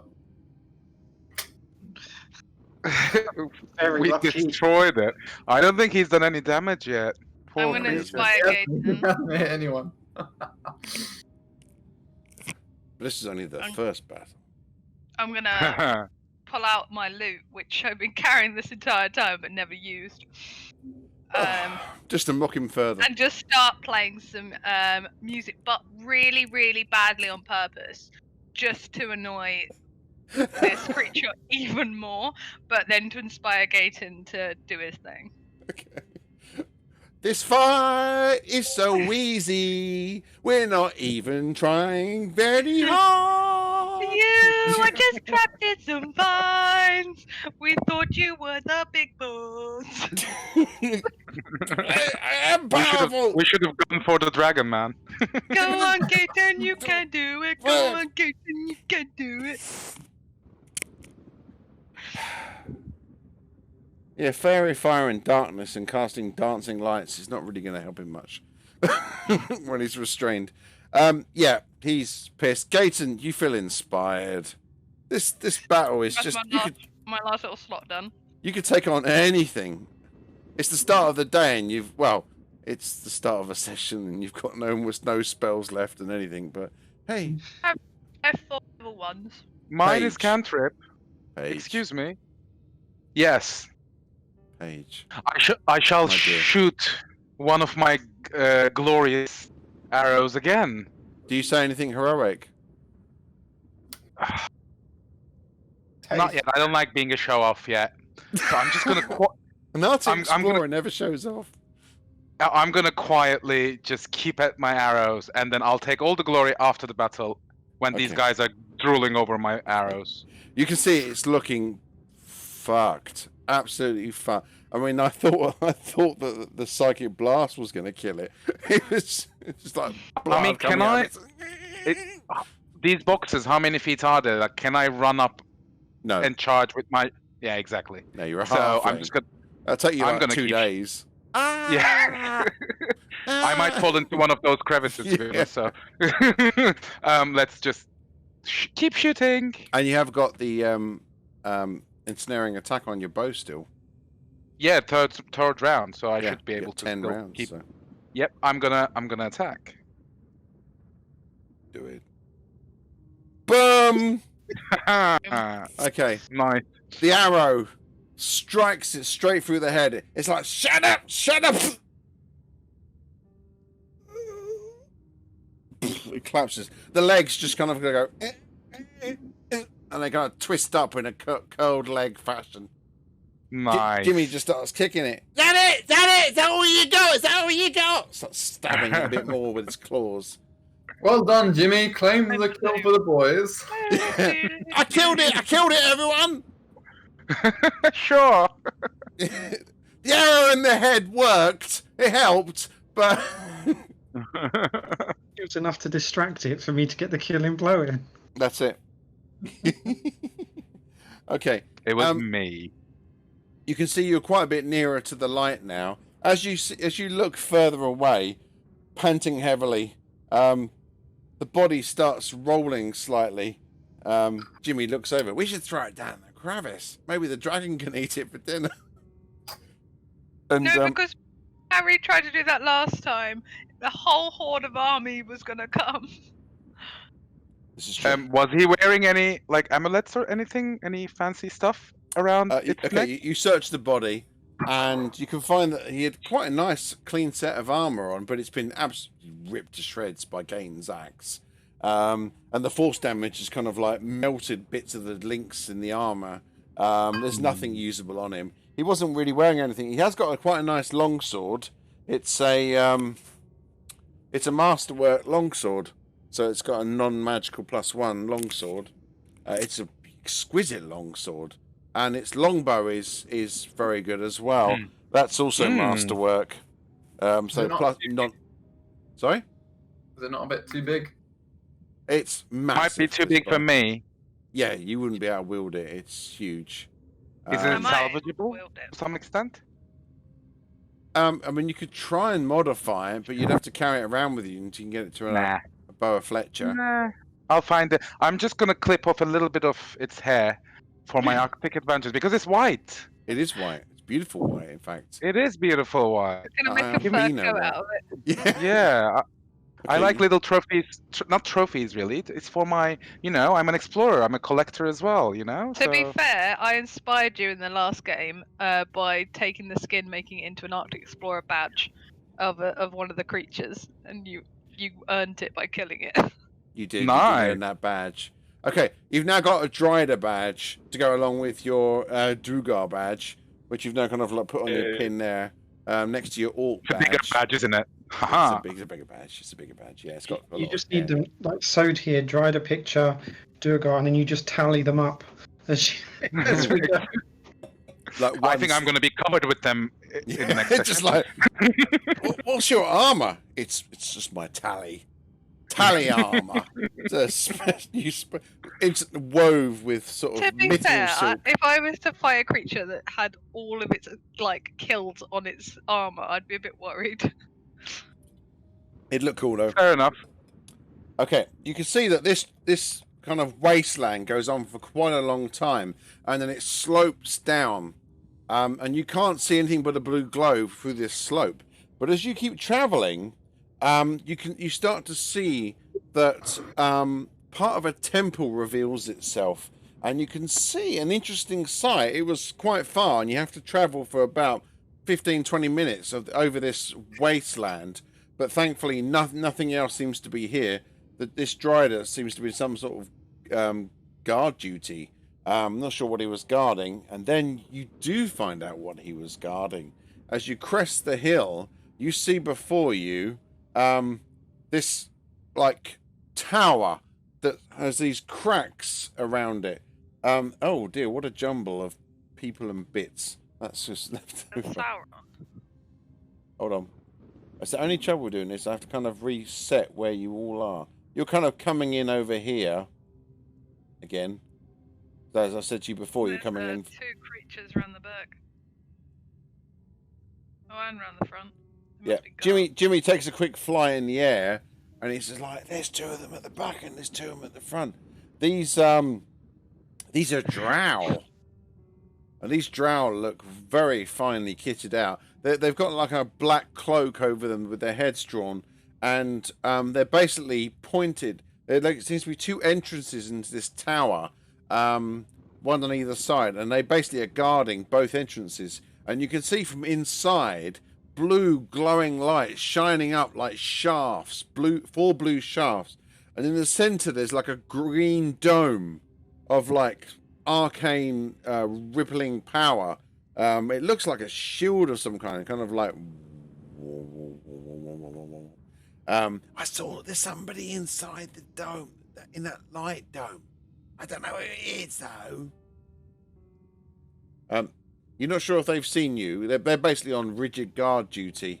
And you can see there's like a huge clump of rubble and rock has collapsed not far from the tower. If it had been 10 feet to the right, it would have taken the whole tower out with it. You do notice that the ground here is a lot smoother, and you can see that if you keep traveling, the cliff that you're on kind of turns a corner. There's a wall. So if you look at the bottom of the map, imagine there's like a cliff face that then is the wall of this huge cavernous city that you're in. It kind of rises up and reaches across the roof, and the canopy of the roof of the cave comes down here. But then the cave in this section goes off to the right, and from the right you can see the most intense of blue light. You suspect that you must be getting closer to this entrance. What are we going to do against Can we have a them? Jimmy Drow that tells them that they missed the meeting, I can't do that. and To they get have to go outside back of my out? range. I could do a spider or a raven. No, that's not what I wanted. I can pretend I'm a drow that's changed into a raven. It's not quite what I wanted. We could blackface Aleph. Can we not ask Jimmy maybe to go around and see if we can? There's somewhere else that we can get in without going through these guards. Okay. He flies around. Cracks, openings. he goes invisible, flies around, comes back. He shows you the whole scene, basically describes it. In the middle, you can see there's this withered ancient dwarf, not Druga, dwarf. And in the middle of this dome, you can see arcane sigils written in a big circle. And he seems to be inside this shielded circle. His clothes are torn and tattered. His skin is split and healed from hundreds of wounds. You can see like part of his eye is sagging down where he's been burnt. His hands all shriveled. There's fingers missing. It's almost Wasn't he the impossible one to that was imagine that he's tortured? still alive, and yet he still kind of turns. In fact, he watches Jim. You can see one of his eyes open, bloodshot eye, or through Jimmy's eye, he sees one of the eyes, and he swears that the eye of this dwarf followed him, and then just looked down again, didn't say anything. Probably detect evil. Hmm. And you can see there's 4 of these drow standing on guard, and then So there's 2 entrances and they've both got guards on. yeah, and then basically the 4 blue lights seem to be sourced from these crystals. They're like crystals in jars, and they're just shining this blue light up, and you can see that there's like lines connecting the 4 jars with the crystal in to this dome. Do you Make think if we Arcana made- checks. Make Arcana checks. Do you Anybody? think if we made allowed Oh, the nat 20. boys somewhere else, that they would go and check it? I've now rolled 3 nat 20s. Peyton got a natural 20. Wow. Okay. Wow. Aleph 14. and Gayton, through sheer luck of just kind of making a guess, you both know that those 4 crystals are powering that arcane circle where the dwarf is contained in. Do we know if he's contained by his choice or is he contained against his will? Oh, he's obviously contained against his will. He Bloody looks hell. contained against his will. I didn't know he'd like shoved it as a protection to stop him getting hurt. No, I mean, He's actually really into bondage. yeah. If Jimmy does another circle, and you can see there's like blooded finger marks around the edges of this hole. At some point, he must have lost his mind and tried to dig his way out. So you can see blooded finger marks around the edges of the circle on the inside rim of where the writing is. It's Would a Jimmy pitiful be able sight. to take out one of the blue crystals? Good one. I could try. How big are the crystals? How is everyone talking to Jimmy right now while he's flying around? Okay, via you. Fair enough. They ask you, Aleph. Alice! Can he take out one of the crystals? I'll take him over because I trust myself trying to do it more than Jimmy. Okay, your eyes go milky white. Gayton starts slapping you. But no, before I do this, Gayton, please do not slap me. What do you mean? I am going into the eyes of Jimmy. I am not dying and I am not high as fuck. So please leave me the fuck alone. Do you not think it would have been better if you told me this before you did it the first time? Well, the first time I was hiding it. Well, that's foolish. We were traveling together. You looked like you'd passed out. I needed to bring you back round. Quiet, sweet prince. This is not for you to worry about. It's a very romantic moment there. Yeah. I feel like you touch his face. I'm gonna wait Okay, till let's he get goes out of white-eyed here, again and I'm Freya. gonna snap him again. Gayton, you're suddenly aware that he has a beautiful face for a man. That elven heritage really gives those angles quite a smooth complexion. Unlike Freya's sort of masculine, strong beauty, that kind of noble-esque chin and, strong nose, high cheekbones, I've got a strong jaw. strong jawline. jaw. That's it. Big, broad shoulders.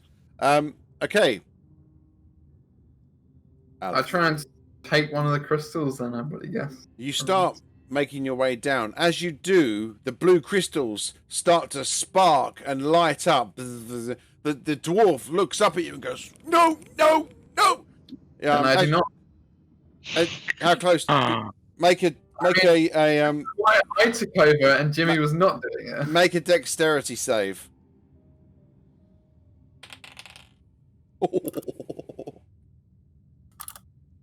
Instead of slapping him while he's got his eyes whited out, I'm going to lay him down on the floor. 17. That fails because my roll was epic, and Fucking you take 28 damage. Blue light shoots out from the 4 crystals, and they converge on the point where Jimmy is. And Jimmy kind of goes, "Oh, Why do you always roll amazing against when it's like murdering Jimmy? We'd like to take a short rest. he does loads of really cool stuff. How many hit points has he got? Not Uh, that many. Nowhere near that. Okay. Bye, Jimmy. Alice We'll suddenly see you again goes- in an hour. Alice suddenly snaps back. Oh, Jesus! Yeah, he's like, ah! The 4 guards like, what's that? What's that? They draw their swords and start to move. We're under attack! Are they moving inside? Inside the tower? No, they can't go inside. Make a surprise God attack. damn it. Make an immediate surprise attack. The Can we know which way they're going and just run the other side of the rock? So it's like There's no surprise. The only surprise here is that 1 minute Jimmy's there, the next second Jimmy's just a vaporized puff of black and He red was air. invisible, so they wouldn't have seen what happened. They've seen the crystal suddenly go, and then it's like a puff. Great tales of sorcerers that can make things disappear. Yeah. You do not disappoint. There's little bits of like red flesh kind of floating down like ash from where Jimmy's corpse was basically near vaporized. Initiative. Oh, I got to end the last combat first. Hold on. End. Uh-oh, we're in combat already. Oh wait, was it magical? By the way, Sorry? Yes. was it magical? Oh, well, Jimmy gets an advantage against magical saving throws. He's magic resistance, isn't he? Yes. Uh-oh, natural 20 time. Can we reverse time? Oh, don't make me do that. Fuck Oh, him. there we go. Right. That'd be so annoying. Oh, Alice reversed time and then Jimmy got a shot again. yeah. Yeah. No, I foresaw. Oh no, wrong character, wrong campaign, wrong campaign. Fuck's sake. I keep getting a little muddled up with the Wednesday Same campaign. player. Sorry? You have a divination wizard in Wednesdays. Yes, we have a divination in Wednesdays, and he has his dreams during the night. It's me, Milton. Hey, I'm Millhouse, and I see the future. Mana Storm. Right. Initiative for the oh, come on. Haha. A 1. We are happy with this. I'm not happy with it. I keep rolling Let's get shit an on extra initiative rolls, and they're pretty good. I don't want to hear that they're pretty good. Oh, I mean, these are just standard. We'd like them to be pretty bad. No, these This are is gonna be a scary fight. 4 fully intelligent drows. It's just gonna be... I wish we could avoid it somehow. Well, if they go around the left side of the rock, we go around the right. No, plus Yeah, like throw a rock to get their attention. I don't know. Yeah, we're like, over there! There was a and few then- things Yeah, we could have over done. there. Jimmy getting in close was the kind of the moment. Yeah. We tried our best, okay? When you try your best, Oh, but you don't what did I do? What did I do? succeed. Add 3. Yeah. Okay. Did it do it? No, it didn't do it. Okay. Aleph, you still need to roll initiative.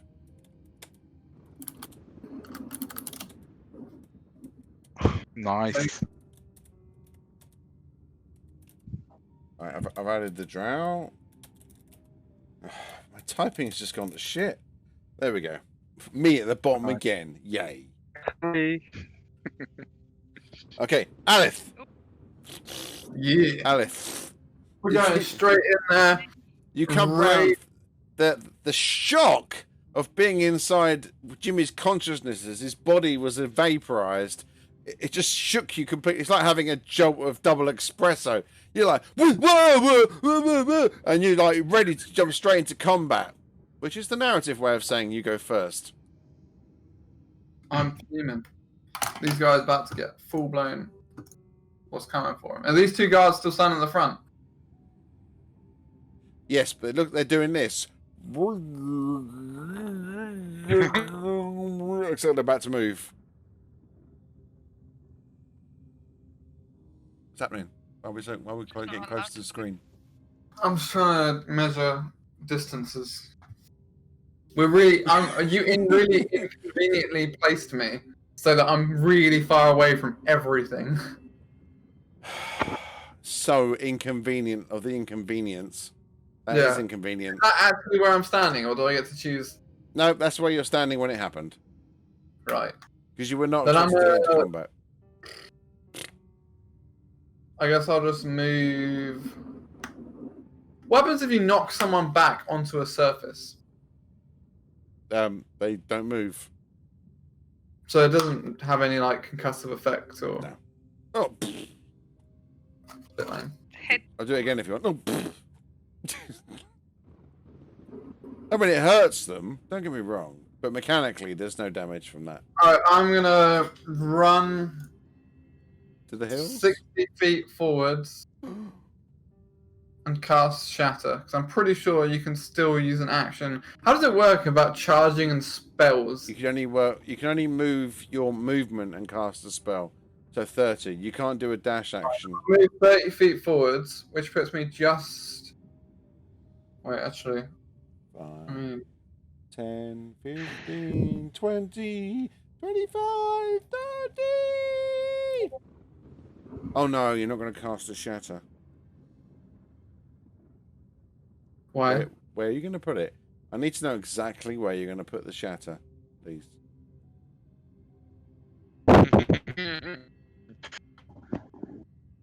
Well, actually, it doesn't matter now because I can't actually see where I was going to put the shatter. It's 10-foot radius, isn't it? If you're allowing me to put the square beneath the one at the top, then I'm going to cast it. Well, this. But oh, you can't see. So this, this square here, yeah. from this corner. I don't know how prominent that rock is. Or if it's got like some crevices in it that I can still see, or if it's, I don't know, Okay. like a little archway. Yeah, it's only a few feet high, but it does go up high in some places. You could air burst it. You could air burst it somewhere in the middle. It would just make it come like a. I'm gonna fucking try it then. Why not? Okay, you like. I'm pissed. 'cause Nice of shatter, Jimmy. Freya. Now check out my shatter. Or maybe that doesn't Right, happen. make a con save of 14 for both of them. Okay. 5, that's not gonna succeed. 3, that's not gonna. They both fail their con. And take 15 damage, both of them. The shatter explodes, and both of them just basically erupt in blood and die. They're only lowly guards. They're not. They're just. They're basically just like standard human guards. They're not. Well, like, they died for Jimmy. Yeah, they basically. Their heads just kind of like twist. Blood just starts pouring out of their eyes, their nose, their mouth. The chest just sort of contorts funny, and they just collapse to the ground. The other two scream, "Oh, Jesus, go get the priest!" It's not their go yet, so, you know, they say that, but they're still waiting for their go. They look at their watches. So, it's kind of pointless us having a go, other than just moving, because we can't actually hit the ones at the back yet. Well, that's true. I guess it doesn't prove you could technically just end the combat then, because we're not going to catch them. No, what I'm No. wondering is these guards were guarding the entrance, right? So we can now enter. Yeah. They're entering. ones They at were the guarding. Yeah, they're And they're there going to more get to you basically something. spot out for trouble and then go and get help. Go get help. Do the ones at the back know that we're there? What was it? I think the big air explosion and the probably gave away that some shit But was we're going probably there. gonna have to take them out before they run off and get. They look like they're running off. That's their Well, job. not yet. It's not yet. They haven't moved. No, they're kind of like looking a bit awkward. When's it our Run. go? When's it our go? No. Okay, Aleph, that was your go. Are you doing anything? Oh no, Jimmy's dead. Again, twice Jimmy's died. We'll get him back. Okay, Paige. Yes. So I'm gonna start running. I've got a long way to go. So Now, which way are you going to run? Because do you know the way that these guys are going to start running? So your decision here could make a big difference. I know. The rock taller than the tower. There is another thing you can do, just because you'll be a bit flaky with the rules. You can basically just prepare yourself for a reaction. So basically, you go into Overwatch. You just like say, "I'm going to hold my go until they start moving." So you basically draw your arrow and you're like waiting and watching. I know, but I have a feeling if they run the exact opposite way we're coming from, we're not going to be able to see them because of the tower in front of us. I have to move to be able to gain any form of view. If they start running south, for instance, it's still better if I run the corner than to go out in the open. I respect that. So, doesn't do anything. We're gonna do them. Tell me the direction you take. Look, so Aleph is already at the top right. I'm gonna run towards the bottom to be able to. So you can run, Paige, 25 feet South, and still prepare your bow. southeast. Yeah, southeast. Exactly where I'm standing, behind the rock. Oh, you're gonna go and stand on the by the rock, like sort of. There. My idea is to get to the bottom left corner of the tower in a way. Right. Okay. Be- So you can get Because to there. Aleph is, yes, exactly. And that Because gives Aleph you- is going to the other side. Yeah. Yeah, and that gives you good overwatch of that whole arc from the side of the rubble out across to the edge of the building. The building. Yes, let's Okay. do that. You take your move. You hold the rest of your action for now. Oh, and Aleph, cover that side, and I'm pointing towards the north of the tower. Aleph's like, what the fuck's happened to Paige? Okay. Yep, sir. Well, I he think has a I think he knew. I think he knew what was within Paige I all can along. sense the true power. Oh shit. Just pause. I was on the wrong screen. I pressed the shortcut button and just ruined everything. Start recording again, Gary. Okay. That was me telling myself later when I'm editing the video. Now's the Hello, moment. future Gary. Yeah, hi, future Gary. Please restart the play now. Okay, Gayton.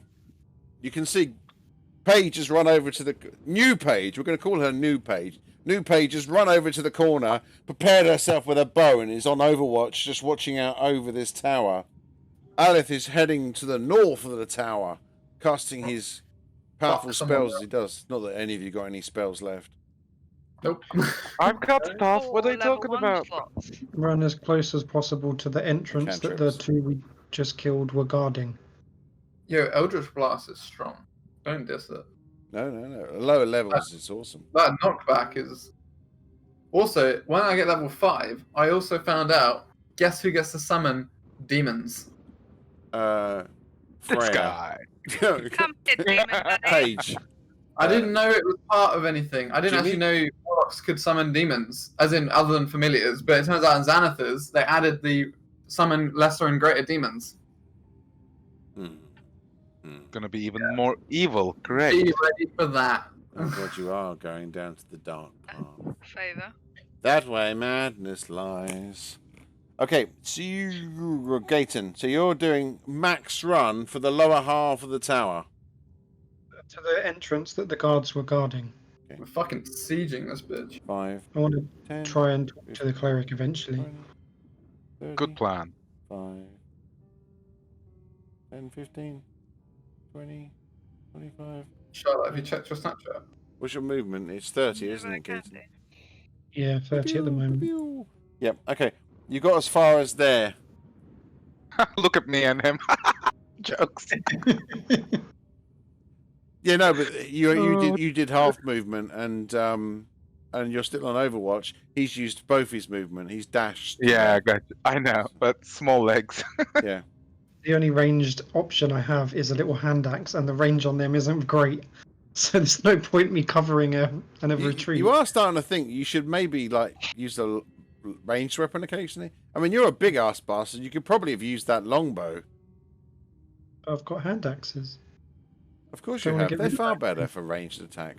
Gaten with a longbow. What kind of barbarian uses a bow? Oh, I'm really angry.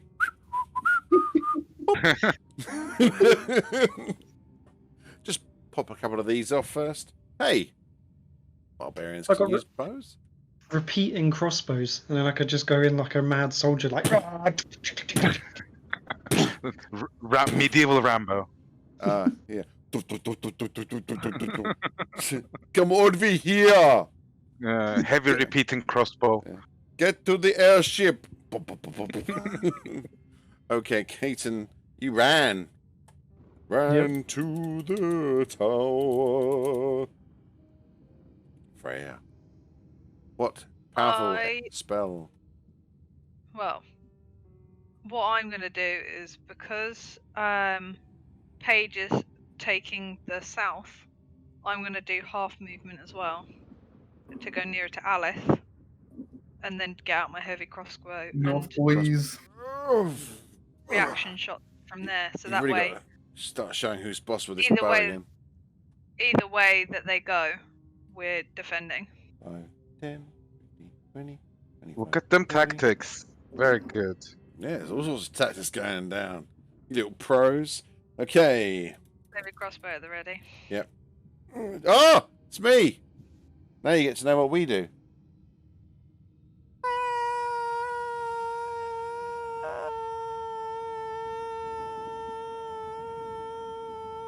Good luck. You're just in sight now. Paige, they're running. They're just legging it basically. They're heading roughly back down across to the plains again that you crossed. You can see that they're heading towards that other entrance that you hadn't gone in. Paige is she able to shoot from there? Well, Paige can definitely. Can I double arrow them? I wonder in one turn. No. If you took that feat. One day. I think it's level up. I've never played the ranger before, so I don't know much, but I will learn. Okie dokie. Right. Paige, you're standing there, and as you do, you see these drow come into view. It's like a shooting range.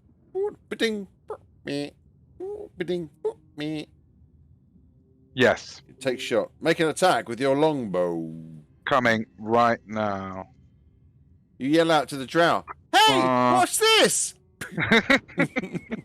Arctic arrow. Okay. Yeah, the arrow strikes true, slamming into the chest of this drow. He kind of like he's running like, oh God! He's still staggering forward, but you can see blood's just pooling out of his chest from where your arrow's gone in. Lethal, bitch. Lethal. Poor guy. I'm just doing it. Yeah. Just trying to run away. Oh God! Just trying to... Okay, you can take the other one. Tell my I believe wife in I you. love her. Okay. Gayton, you look at them. Wave your axe. I'm Axe. watching my watch now. Just Yeah. soon. That was it. That was their go. Don't get too excited. Aleth, they've run the other side of the building. You can't see them behind this rock. From where you stand. Yeah. Fucking hell. Oh, I'm gonna have to measure 115, 20, 25, 30. How many feet are each box again? 5. Sorry. 40, 5 feet. Okay. 50, 55, 60, 65, 70, 75, 8. Oh, there's fucking loads of room. Right, I'm gonna move next to Page. Paige. Okay. And I'm going to 5, 10, 15, 20, 25, 30. and then there's plenty of distance to Eldritch Blast. Yeah. Nice. And I will do the one that's wounded already. Yes. Finish. He's as he's running, he's turning behind. And you tell my children that their daddy died a hero. As they're running, these guys are weak weebles. You thought they were going to be like super tough because they're nice. They're really nicely dressed. These drow, they look great, but they're like bottom level guards whose job is to just stand there all day. Just That hits 16, damage 10. that hits. The Eldritch Blast, basically, he's like, and then there's an explosion as the Eldritch Blast hits his head, and there's like a, and there's just a stump smoking where his head used to be, and it kind of like, and just collapsed to the ground. This headless body steaming from the shoulders up. No! Mezzaganalia! I'll miss you, my brother! He dead. You deaded him. He gone dead. Did we even know these guys were bad? Not all of them. Well, you discovered the Slaughtering. Drugar. The Drugar weren't all bad either. They were just basically here to... I mean, they are bad. You know, they slaughtered all the dwarves. They're torturing this dwarf here. But they also have families and children, and they live in a city. It's just the fact that they're putting their own needs first before others. So you could say they're evil, but when they're sitting at home feeding their kids, playing games, you'd go, oh, they're not too bad. But then in a situation like this, where they're desperate, they don't mind slaughtering dwarves. It's just Basically, morality is Stormtroopers, basically. Yeah, stormtroopers. I would have said the Trumps of D&D. Yeah, this is great. They're also great. Everything's great. Yeah, everything's China's fault. Yep, everything's everyone else's fault. You have to see the music video I've put together. I'm just finishing it off. I've performed a cover, which I never normally do. A cover of "Comfortably Numb" by Pink Floyd, and called "Uncomfortably Numb," and it's basically just like a little film I've done as a storyboard of my time in well, not furloughed. I'm not furloughed. Staff are furloughed. I'm still working, but in lockdown. And I've done it, and it's basically just done the Tory from January through to now, while also performing all the instruments, playing Comfortably Numb, lots of soloing and stuff, but timed. So when certain things get to certain crescendos within our time period, he's like, but anyway. And I'm doing that because, you know, fuck it. You're never going to get another time in your life to get creative. Exactly. And I've got a whole bloody Well, don't recording say that. studio. I should do something with it, and I've got, you know, the green screen all set up, and you know, mics hanging from the ceiling, and I've got Kino Flow lights and cameras set up. So, you know, when you got the shit, do something with it. Do it, Gary. Rather than it being in a... I'm doing a classical piece next. I've started teaching myself orchestration of VSTI classical instruments. So, you know, why not? Okay, Wow. and back to the story. Yes, the other guy's running. Poor sod, I feel bad. Aleth has had his go, and it's over to Paige again. Is it over to Paige again? It is. Okay, It is Paige. me indeed. Yep. You can't Paige is quite. It's I can. Can I not? Yeah, you can. I And mean, they're I running in don't. the direction, so yeah. I don't mind a disadvantage. I'll still hit that.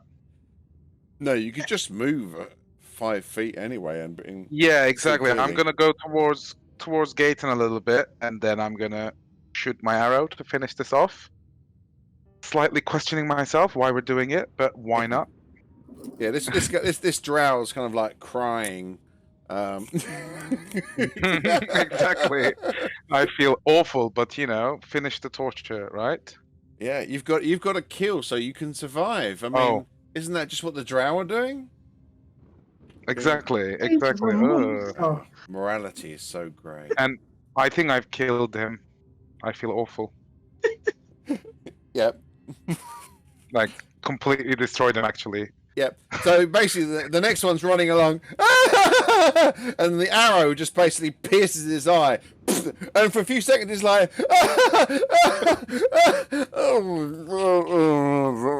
and he just kind of like runs for a few more seconds. His brain spending a few seconds trying to work out that it's dead, and he just kind of takes a few more faltering steps forward, and then his voice slurs, and then you see the blood's just dribbling down his face. And then he just kind of slams face first to the ground, just pushing the arrow all the way through his skull and just emerging out the other side.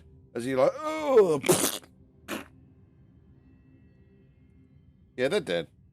Yeah, you killed them. It feels a bit dirty as well. I feel awful, but it had to be done. Did it? You could have spoken to them. I mean, I Maybe swear I Alex- was thinking about that. maybe But then- Alice just like really starting to affect your psyche. Just kill them. No, but you just said the roll initiative. I'm like, oh shit, They're okay. evil. Gaten's going to go up to the gap and shout to or not shout, just talk to the cleric. How do we get? Okay. How do we get you out? You make your way to the dome with the dwarf is, but Gaten gets there first, just by sheer fact it was his turn next, and he's the closest. You get there. He turns. Don't touch the crystals. Don't touch the crystal. You can see he's struggling to breathe. You can't even count the number of wounds, and you start to feel a bit better about killing the drow once you just realize how brutalized this dwarf Raya, is. can you heal him at all? Don't try the magic through the shield. How do we get you out? Stuff. Stuff. So I can knock the crystals. Just don't touch them myself. But I can knock them. You can see he's desperately. He's not Well, it spoken sounds for like quite a long time. someone else's staff. He tries to raise his hand and he points back towards the entrance that you never came through. Oh, let me guess. Is it the priest's staff? Priest. Yes, okay. Right, well, let's go fuck some boss man up then. Stop.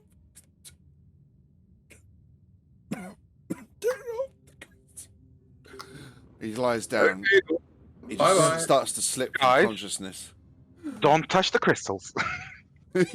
yeah. Basically, don't touch the crystals. Don't go near them. Don't go inside the building. He said, "Don't go any closer." Okay, we'll be back with the stuff. Indeed. Well, it looks like we had to go the way that I wanted then, huh? If only we went that way in the first place. Well, And we wouldn't Yeah, have had no. all this glorious XP. What is XP? Not just XP, all the experience that I we. mean, the interesting question here is, how long is it? Do the guards stay here before they're relieved? Yeah, when's the next rotation? Yeah. Mm. Oh, I thought you asking the dwarf, or were you just like rhetorically questioning yourself? As an Dwarf? internal dialogue. How Mental note how to self. often do How the guards long? rotate? How long do we have to fuck this guy up? Come on now, spit it out. Yeah, all right. He's been tortured for 2 years. He's barely got any throat left. I mean, he could heal himself in seconds if he could cast his own spells, but you can see by looking at this. In fact, make an arcane check while he's trying to dramatically speak. 16. They rotate. 3. Rotate every 8 hours. And when was the last rotation? 19. 2 hours. Okay. We'll be back in a few. Don't go anywhere. Oh, wait. Don't worry. It sounds like a short rest amount of time to me. Well, anyone that meditates for 4 hours can get full rest. Uh-huh. Not And me. also, this tower, can we, like, is there a safe area that we can climb on top of or hide or No. get on top of it somehow? No, okay. No, basically it's like it's a little bit like the tower that you stayed in, but completely gutted. It's just like a shell. They're just using it basically as just somewhere to store this dwarf. You can see that there's no there's no amenities around. You don't know what's off in the other direction either. So what do you do? Okay, Alith, what are you gonna do after this conversation? I guess, well, if we're taking a short rest, I get 1 spell slot back, so... Oh, and I can get Jimmy Boy back. Yay! So, yeah, I vote My- for resting for 1 hour. Definitely resting for me as well, as long as we keep cover, you know? I can keep watch. I Okay. feel like You resting for me is- take the hour's break. While you're nervous, while you do it, nothing happens. I mean, all of the action really happens over in the city, and you're not really inside the main city. You can see the city from across the plains where you're at. Well, you can't actually, because it kind of, this is on a dip down. If you remember, you kind of rises up, and then you kind of can see the rest of the plains and the rest of the city, which is why you couldn't see this building before when you were in the tower. It's too far away and too far over the lip of the drop. But you take your hour's rest. Again, you know, I think you're all unwounded anyway. Alith, you still got down an exhaustion point on your character sheet. You need to get rid of that. Oh, yeah, that was from ages ago. I need to wipe Yes, that. indeed. How about then, guys? We hide the bodies, right? Or, I don't know. Leave the Put them- bodies to me, don't worry. I can deal with them. Still Yeah, for the deal with the weekend bodies, and early, then so let's just write a it doesn't note look like they're there. saying, I can't do this torture anymore. Put it on the wall so that we can just assume that the drows just, you know, deserted. Okay. Paige gets some chalk out and starts putting together this elaborate scene. You haven't quite earned your forensic badge yet, but you're going to give it a good go. And you start setting this scene up. Oh, they were drowned. They just had enough, you know. They needed to move on. You need this. No, you probably go a bit elaborate, you know. And you know, we really miss our families back home, and I can't take it anymore. We're heading back to the city. And you try putting the name of the one that the other guy mentioned. Put a few Zeds on. There's a bit of a Zeds, and you try and make it like a signature so they can't read it. It looks elaborate. You roll the bodies. Oh, Alith, what are you doing with the bodies while everyone's resting? Well, I was gonna wait until everyone's resting to deal with the bodies. Okay. And then once Everyone's they are... resting. Paige is fallen asleep with a chalk in her hand. Freya's I was gonna- humming away to herself. Gaten's just like deep sleep. So I'm gonna get my dagger, and I'm gonna start on both of their wrists and go all the way up to the top of their neck on both sides. Okay. I'm gonna smear the blood down their torso and on their forehead, and then I'm gonna chant the words of the unholy one, and then feed them to the dragon. Okay. You start making the incantation, and you start to feel the evil sort of spirits. Oh, in the word of Jimmy, in the name of Jimmy, sorry, as well. And I would rise. To the devil we shall take these bodies. I beseech you, devil, the evil one, take their souls. I feed your power. You perform the ritual, and then you I've just realised. discreet the yeah. The others are kind of like either asleep or pretending not to hear you as you desecrate the remains of these bodies and then throw them over the edge. They fall for a very long time. So someone down below, the dragon's like, "Oh, I'm so bored." Aiton's like Snack. leaning against the rock, wide-eyed, like a You kid know, that's just walked in on their parents, just like, what the fuck is going on? Drow sausage. While I was having my short rest, I can't use them yet because we're still mid-game.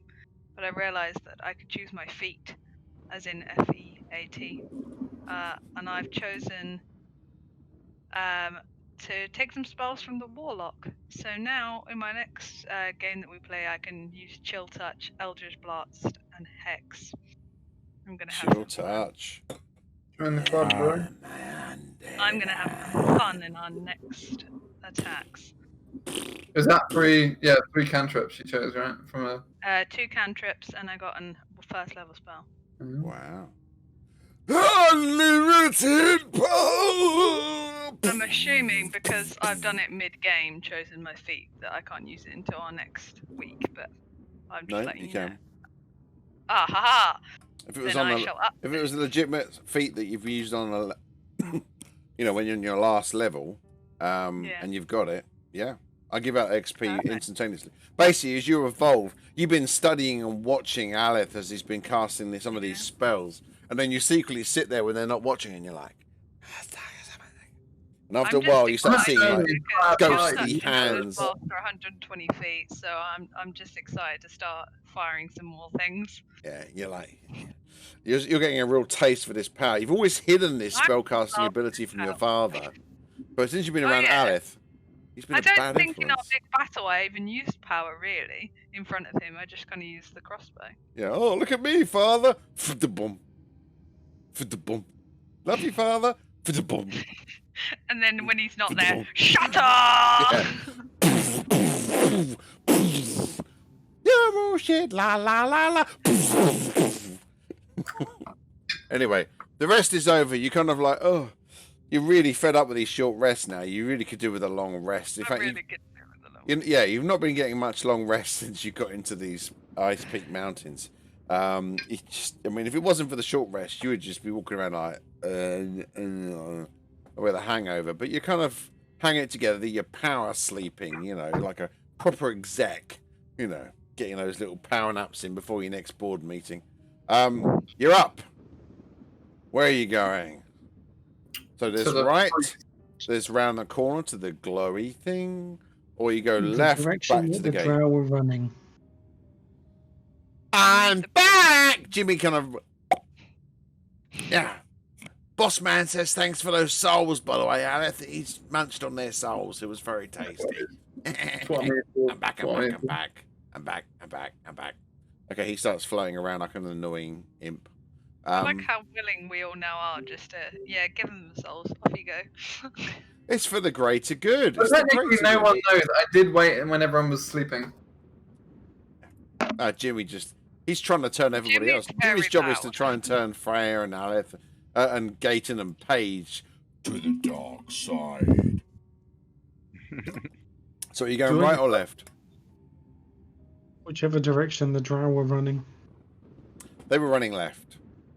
And left it is. Okay. Go left. You head back. But the priest kind of show where we should go towards. Yeah, he basically Which direction he was shows you to the entrance. So when you get back across here, the lightning's rippling again. You get back to here. Ooh. And you can see there's the narrow path down to the cave entrance that you came in on. But when you look in your head, you can see this quite large entrance. You go up to it. Are you going to stealth?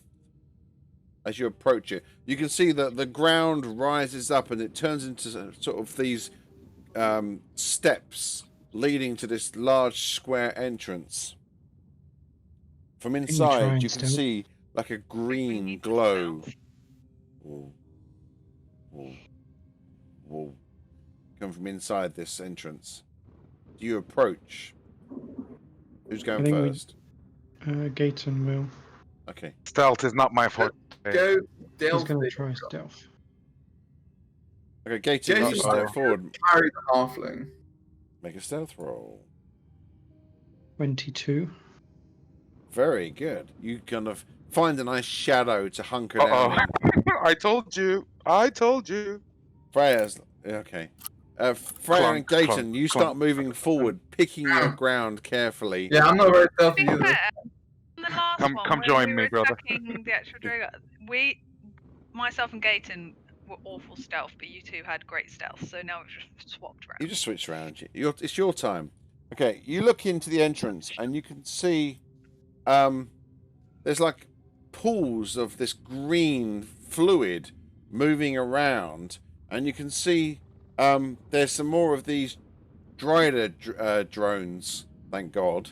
They're working. They're basically shoveling these stuff into these buckets, and then they're having to move them, being used as physical labor.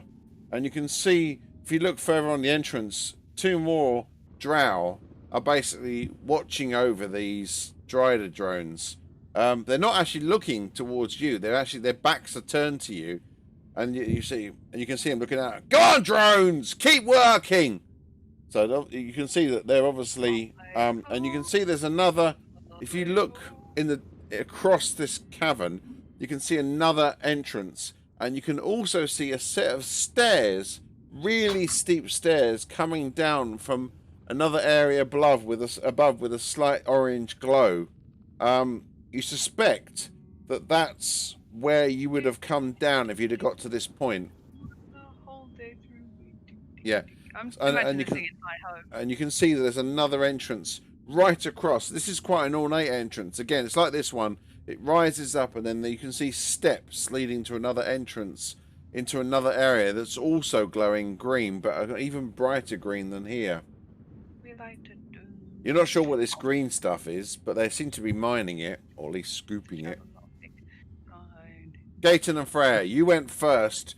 The other two sort of stumble behind you and take a little while along. They're quite conscious that they're making noise, so they hold back, sort of keeping themselves carefully from giving your game away.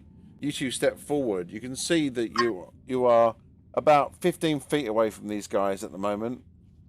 The moment Gaten is face to face with one of them.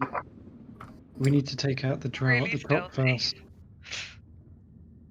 Are there, Can we not just the sneak little into things north? anything? North. Oh, that's the way we came in. Yeah, we need to take out the drow first. So you are all here. Just- These spiders, or is it the little tiny things as well? So these two that are in front of you, they're drow. They look a little bit similar to the ones that you fought before, but these ones have got bows, and they're basically looking down at these 3 Dryder drones. Now you remember from Grisna saying that these were like lesser Dryders that were made as slaves and labourers. They're strong. They've got some stamina to them, but they're not particularly powerful. Though a couple of them you've come across are mightier than you would expect. But they're definitely a sort of low caste creature. And there's another 2 drow also looking into this chamber across the way at the other entrance. So you know that the other entrance is over there on the other end. Okay. What you gonna do? What you gonna do when they come for you? Gonna I'll try try and take and out the 2 Sneak riders. up to one and grab it and drag it back. I was thinking literally straight behind. Okay, so slip the I'm going to take your stealth rolls because you're still in the same sort of pose and mode. Your stealth rolls are excellent. I'm going to... Okay, you make your way up to the back behind them, and they haven't noticed you. What are you going to do? Try and like, arm round the neck and like pull I, them back at the I'd same like time. to put the arm round, cover the mouth, and pull out my super longsword into its back. Ready. Your super long sword. Super long sword. Your, So is it crys- a great Fine. your I crystal one of them long magician- sword. something else. One of them magician tricks where you're just like this for 10 minutes. Okay, Well, I had to call it something. Yeah. 'Cause it's a magical one. okay. So what I'm going to get you to do is you're going to make an attack roll because of the sword thrust, but you're also going to make an acrobatics check to see if you can get yourself nimbly in a position, because it's not a brute force attack. 7. Attack and acrobatics. Or acrobatics first. Just acrobatics. did Well, acrobatics acrobatics first. and the attack. You do both at the same time. You can't change your action halfway through. So you go for a stab as you go to put your hand over the mouth. 17 for the acrobatics. Got 7.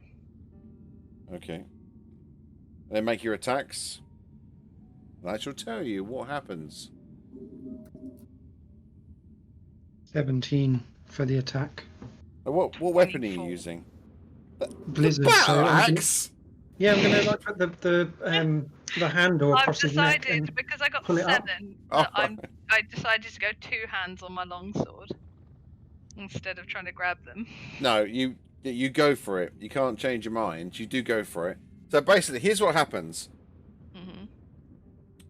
Freya, you bring your hand round to muffle his mouth, but you miss. But you do grab hold of his neck, because giving you enough opposing force, and you thrust the sword through his body, and the sword goes straight up through him, through his heart, and just basically comes out the other side and on top of his chest. And he goes to make a noise,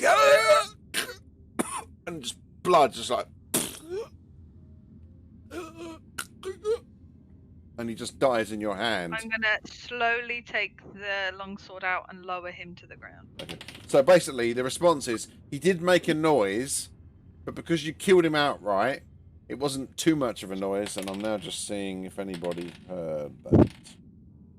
No, you're lucky. They're quite far away. The bubbling noise from the water kind of like masked it. Gayton, over to you. You make a successful hand over his mouth, and then you bring your axe up, and your blade kind of goes up. You put it across his neck, and then you realise you got an opportunity. So you just take the axe all the way across, and his blood just spurts out, and then you just pull up, and his head just kind of half severs back, just exposing all of his arteries, and you can see his throat just open up, and you can. And the air just escapes from the throat as the blood sprays across your hands. He stops wiggling. Both of them are dead. A good stealthy attack. Well done. You bring the bodies back. I need to try and get the others to take out the other 2 drow before we fight. What was that, So Ojo? they can... I was just because I failed the stealth test, right? Guys, quiet. Yeah. Behind you, Paige and Alice is just sort of standing there. He takes the steps forward, hits his hand on a loose bit of ground. The ground makes a load of noise as the gravel lets way, and he just stops. Paige, however, scrabbles forward and then goes, "Oh no, shh, guys, shh, shh." Exactly. You know that classic thing where the shush is louder than the noise. Shh. Shh. Okay. Somehow they don't fucking hear that. Bubble, bubble, bubble, bubble. I mean, it is quite a high pitched kind of noise, and it kind of into the brain. You drag the 2 bodies back. For now, you are undetected. You're just leaving this snail trail of blood and gore as you pull the 2 bodies back. Paige and Aleph to take out the ones that are the other side as quickly as you can before we engage the droid things. Can we not Because- just avoid them at this scenario? We No, have to you've- go past them. Well, you can only assume that you've got to get to the entrance the other side. The stairs that are next to you, you can't quite see them on the map, but the stairs that are just off map that go up, they take you back towards the exit. Okay. But if we don't take out the drow first before we fight, they may run and get help. Yep. Don't forget, says Jimmy. Don't forget, up there was loads more. We saw them when we looked down. Remember? Yeah, because when you were coming down, you looked down the cracks in the floor, and you could see 100 or so foot down. You could see like a level where they had this big fire going, and there was loads of these Drider drones, and then you can see another staircase from that going further down. And if you look up from here, you can see like an orangey glow. So it's quite clear to you. This is like a deep, deep chamber, and that way would then take you back towards the entrance, but you'd have to go via a whole clutch full of dried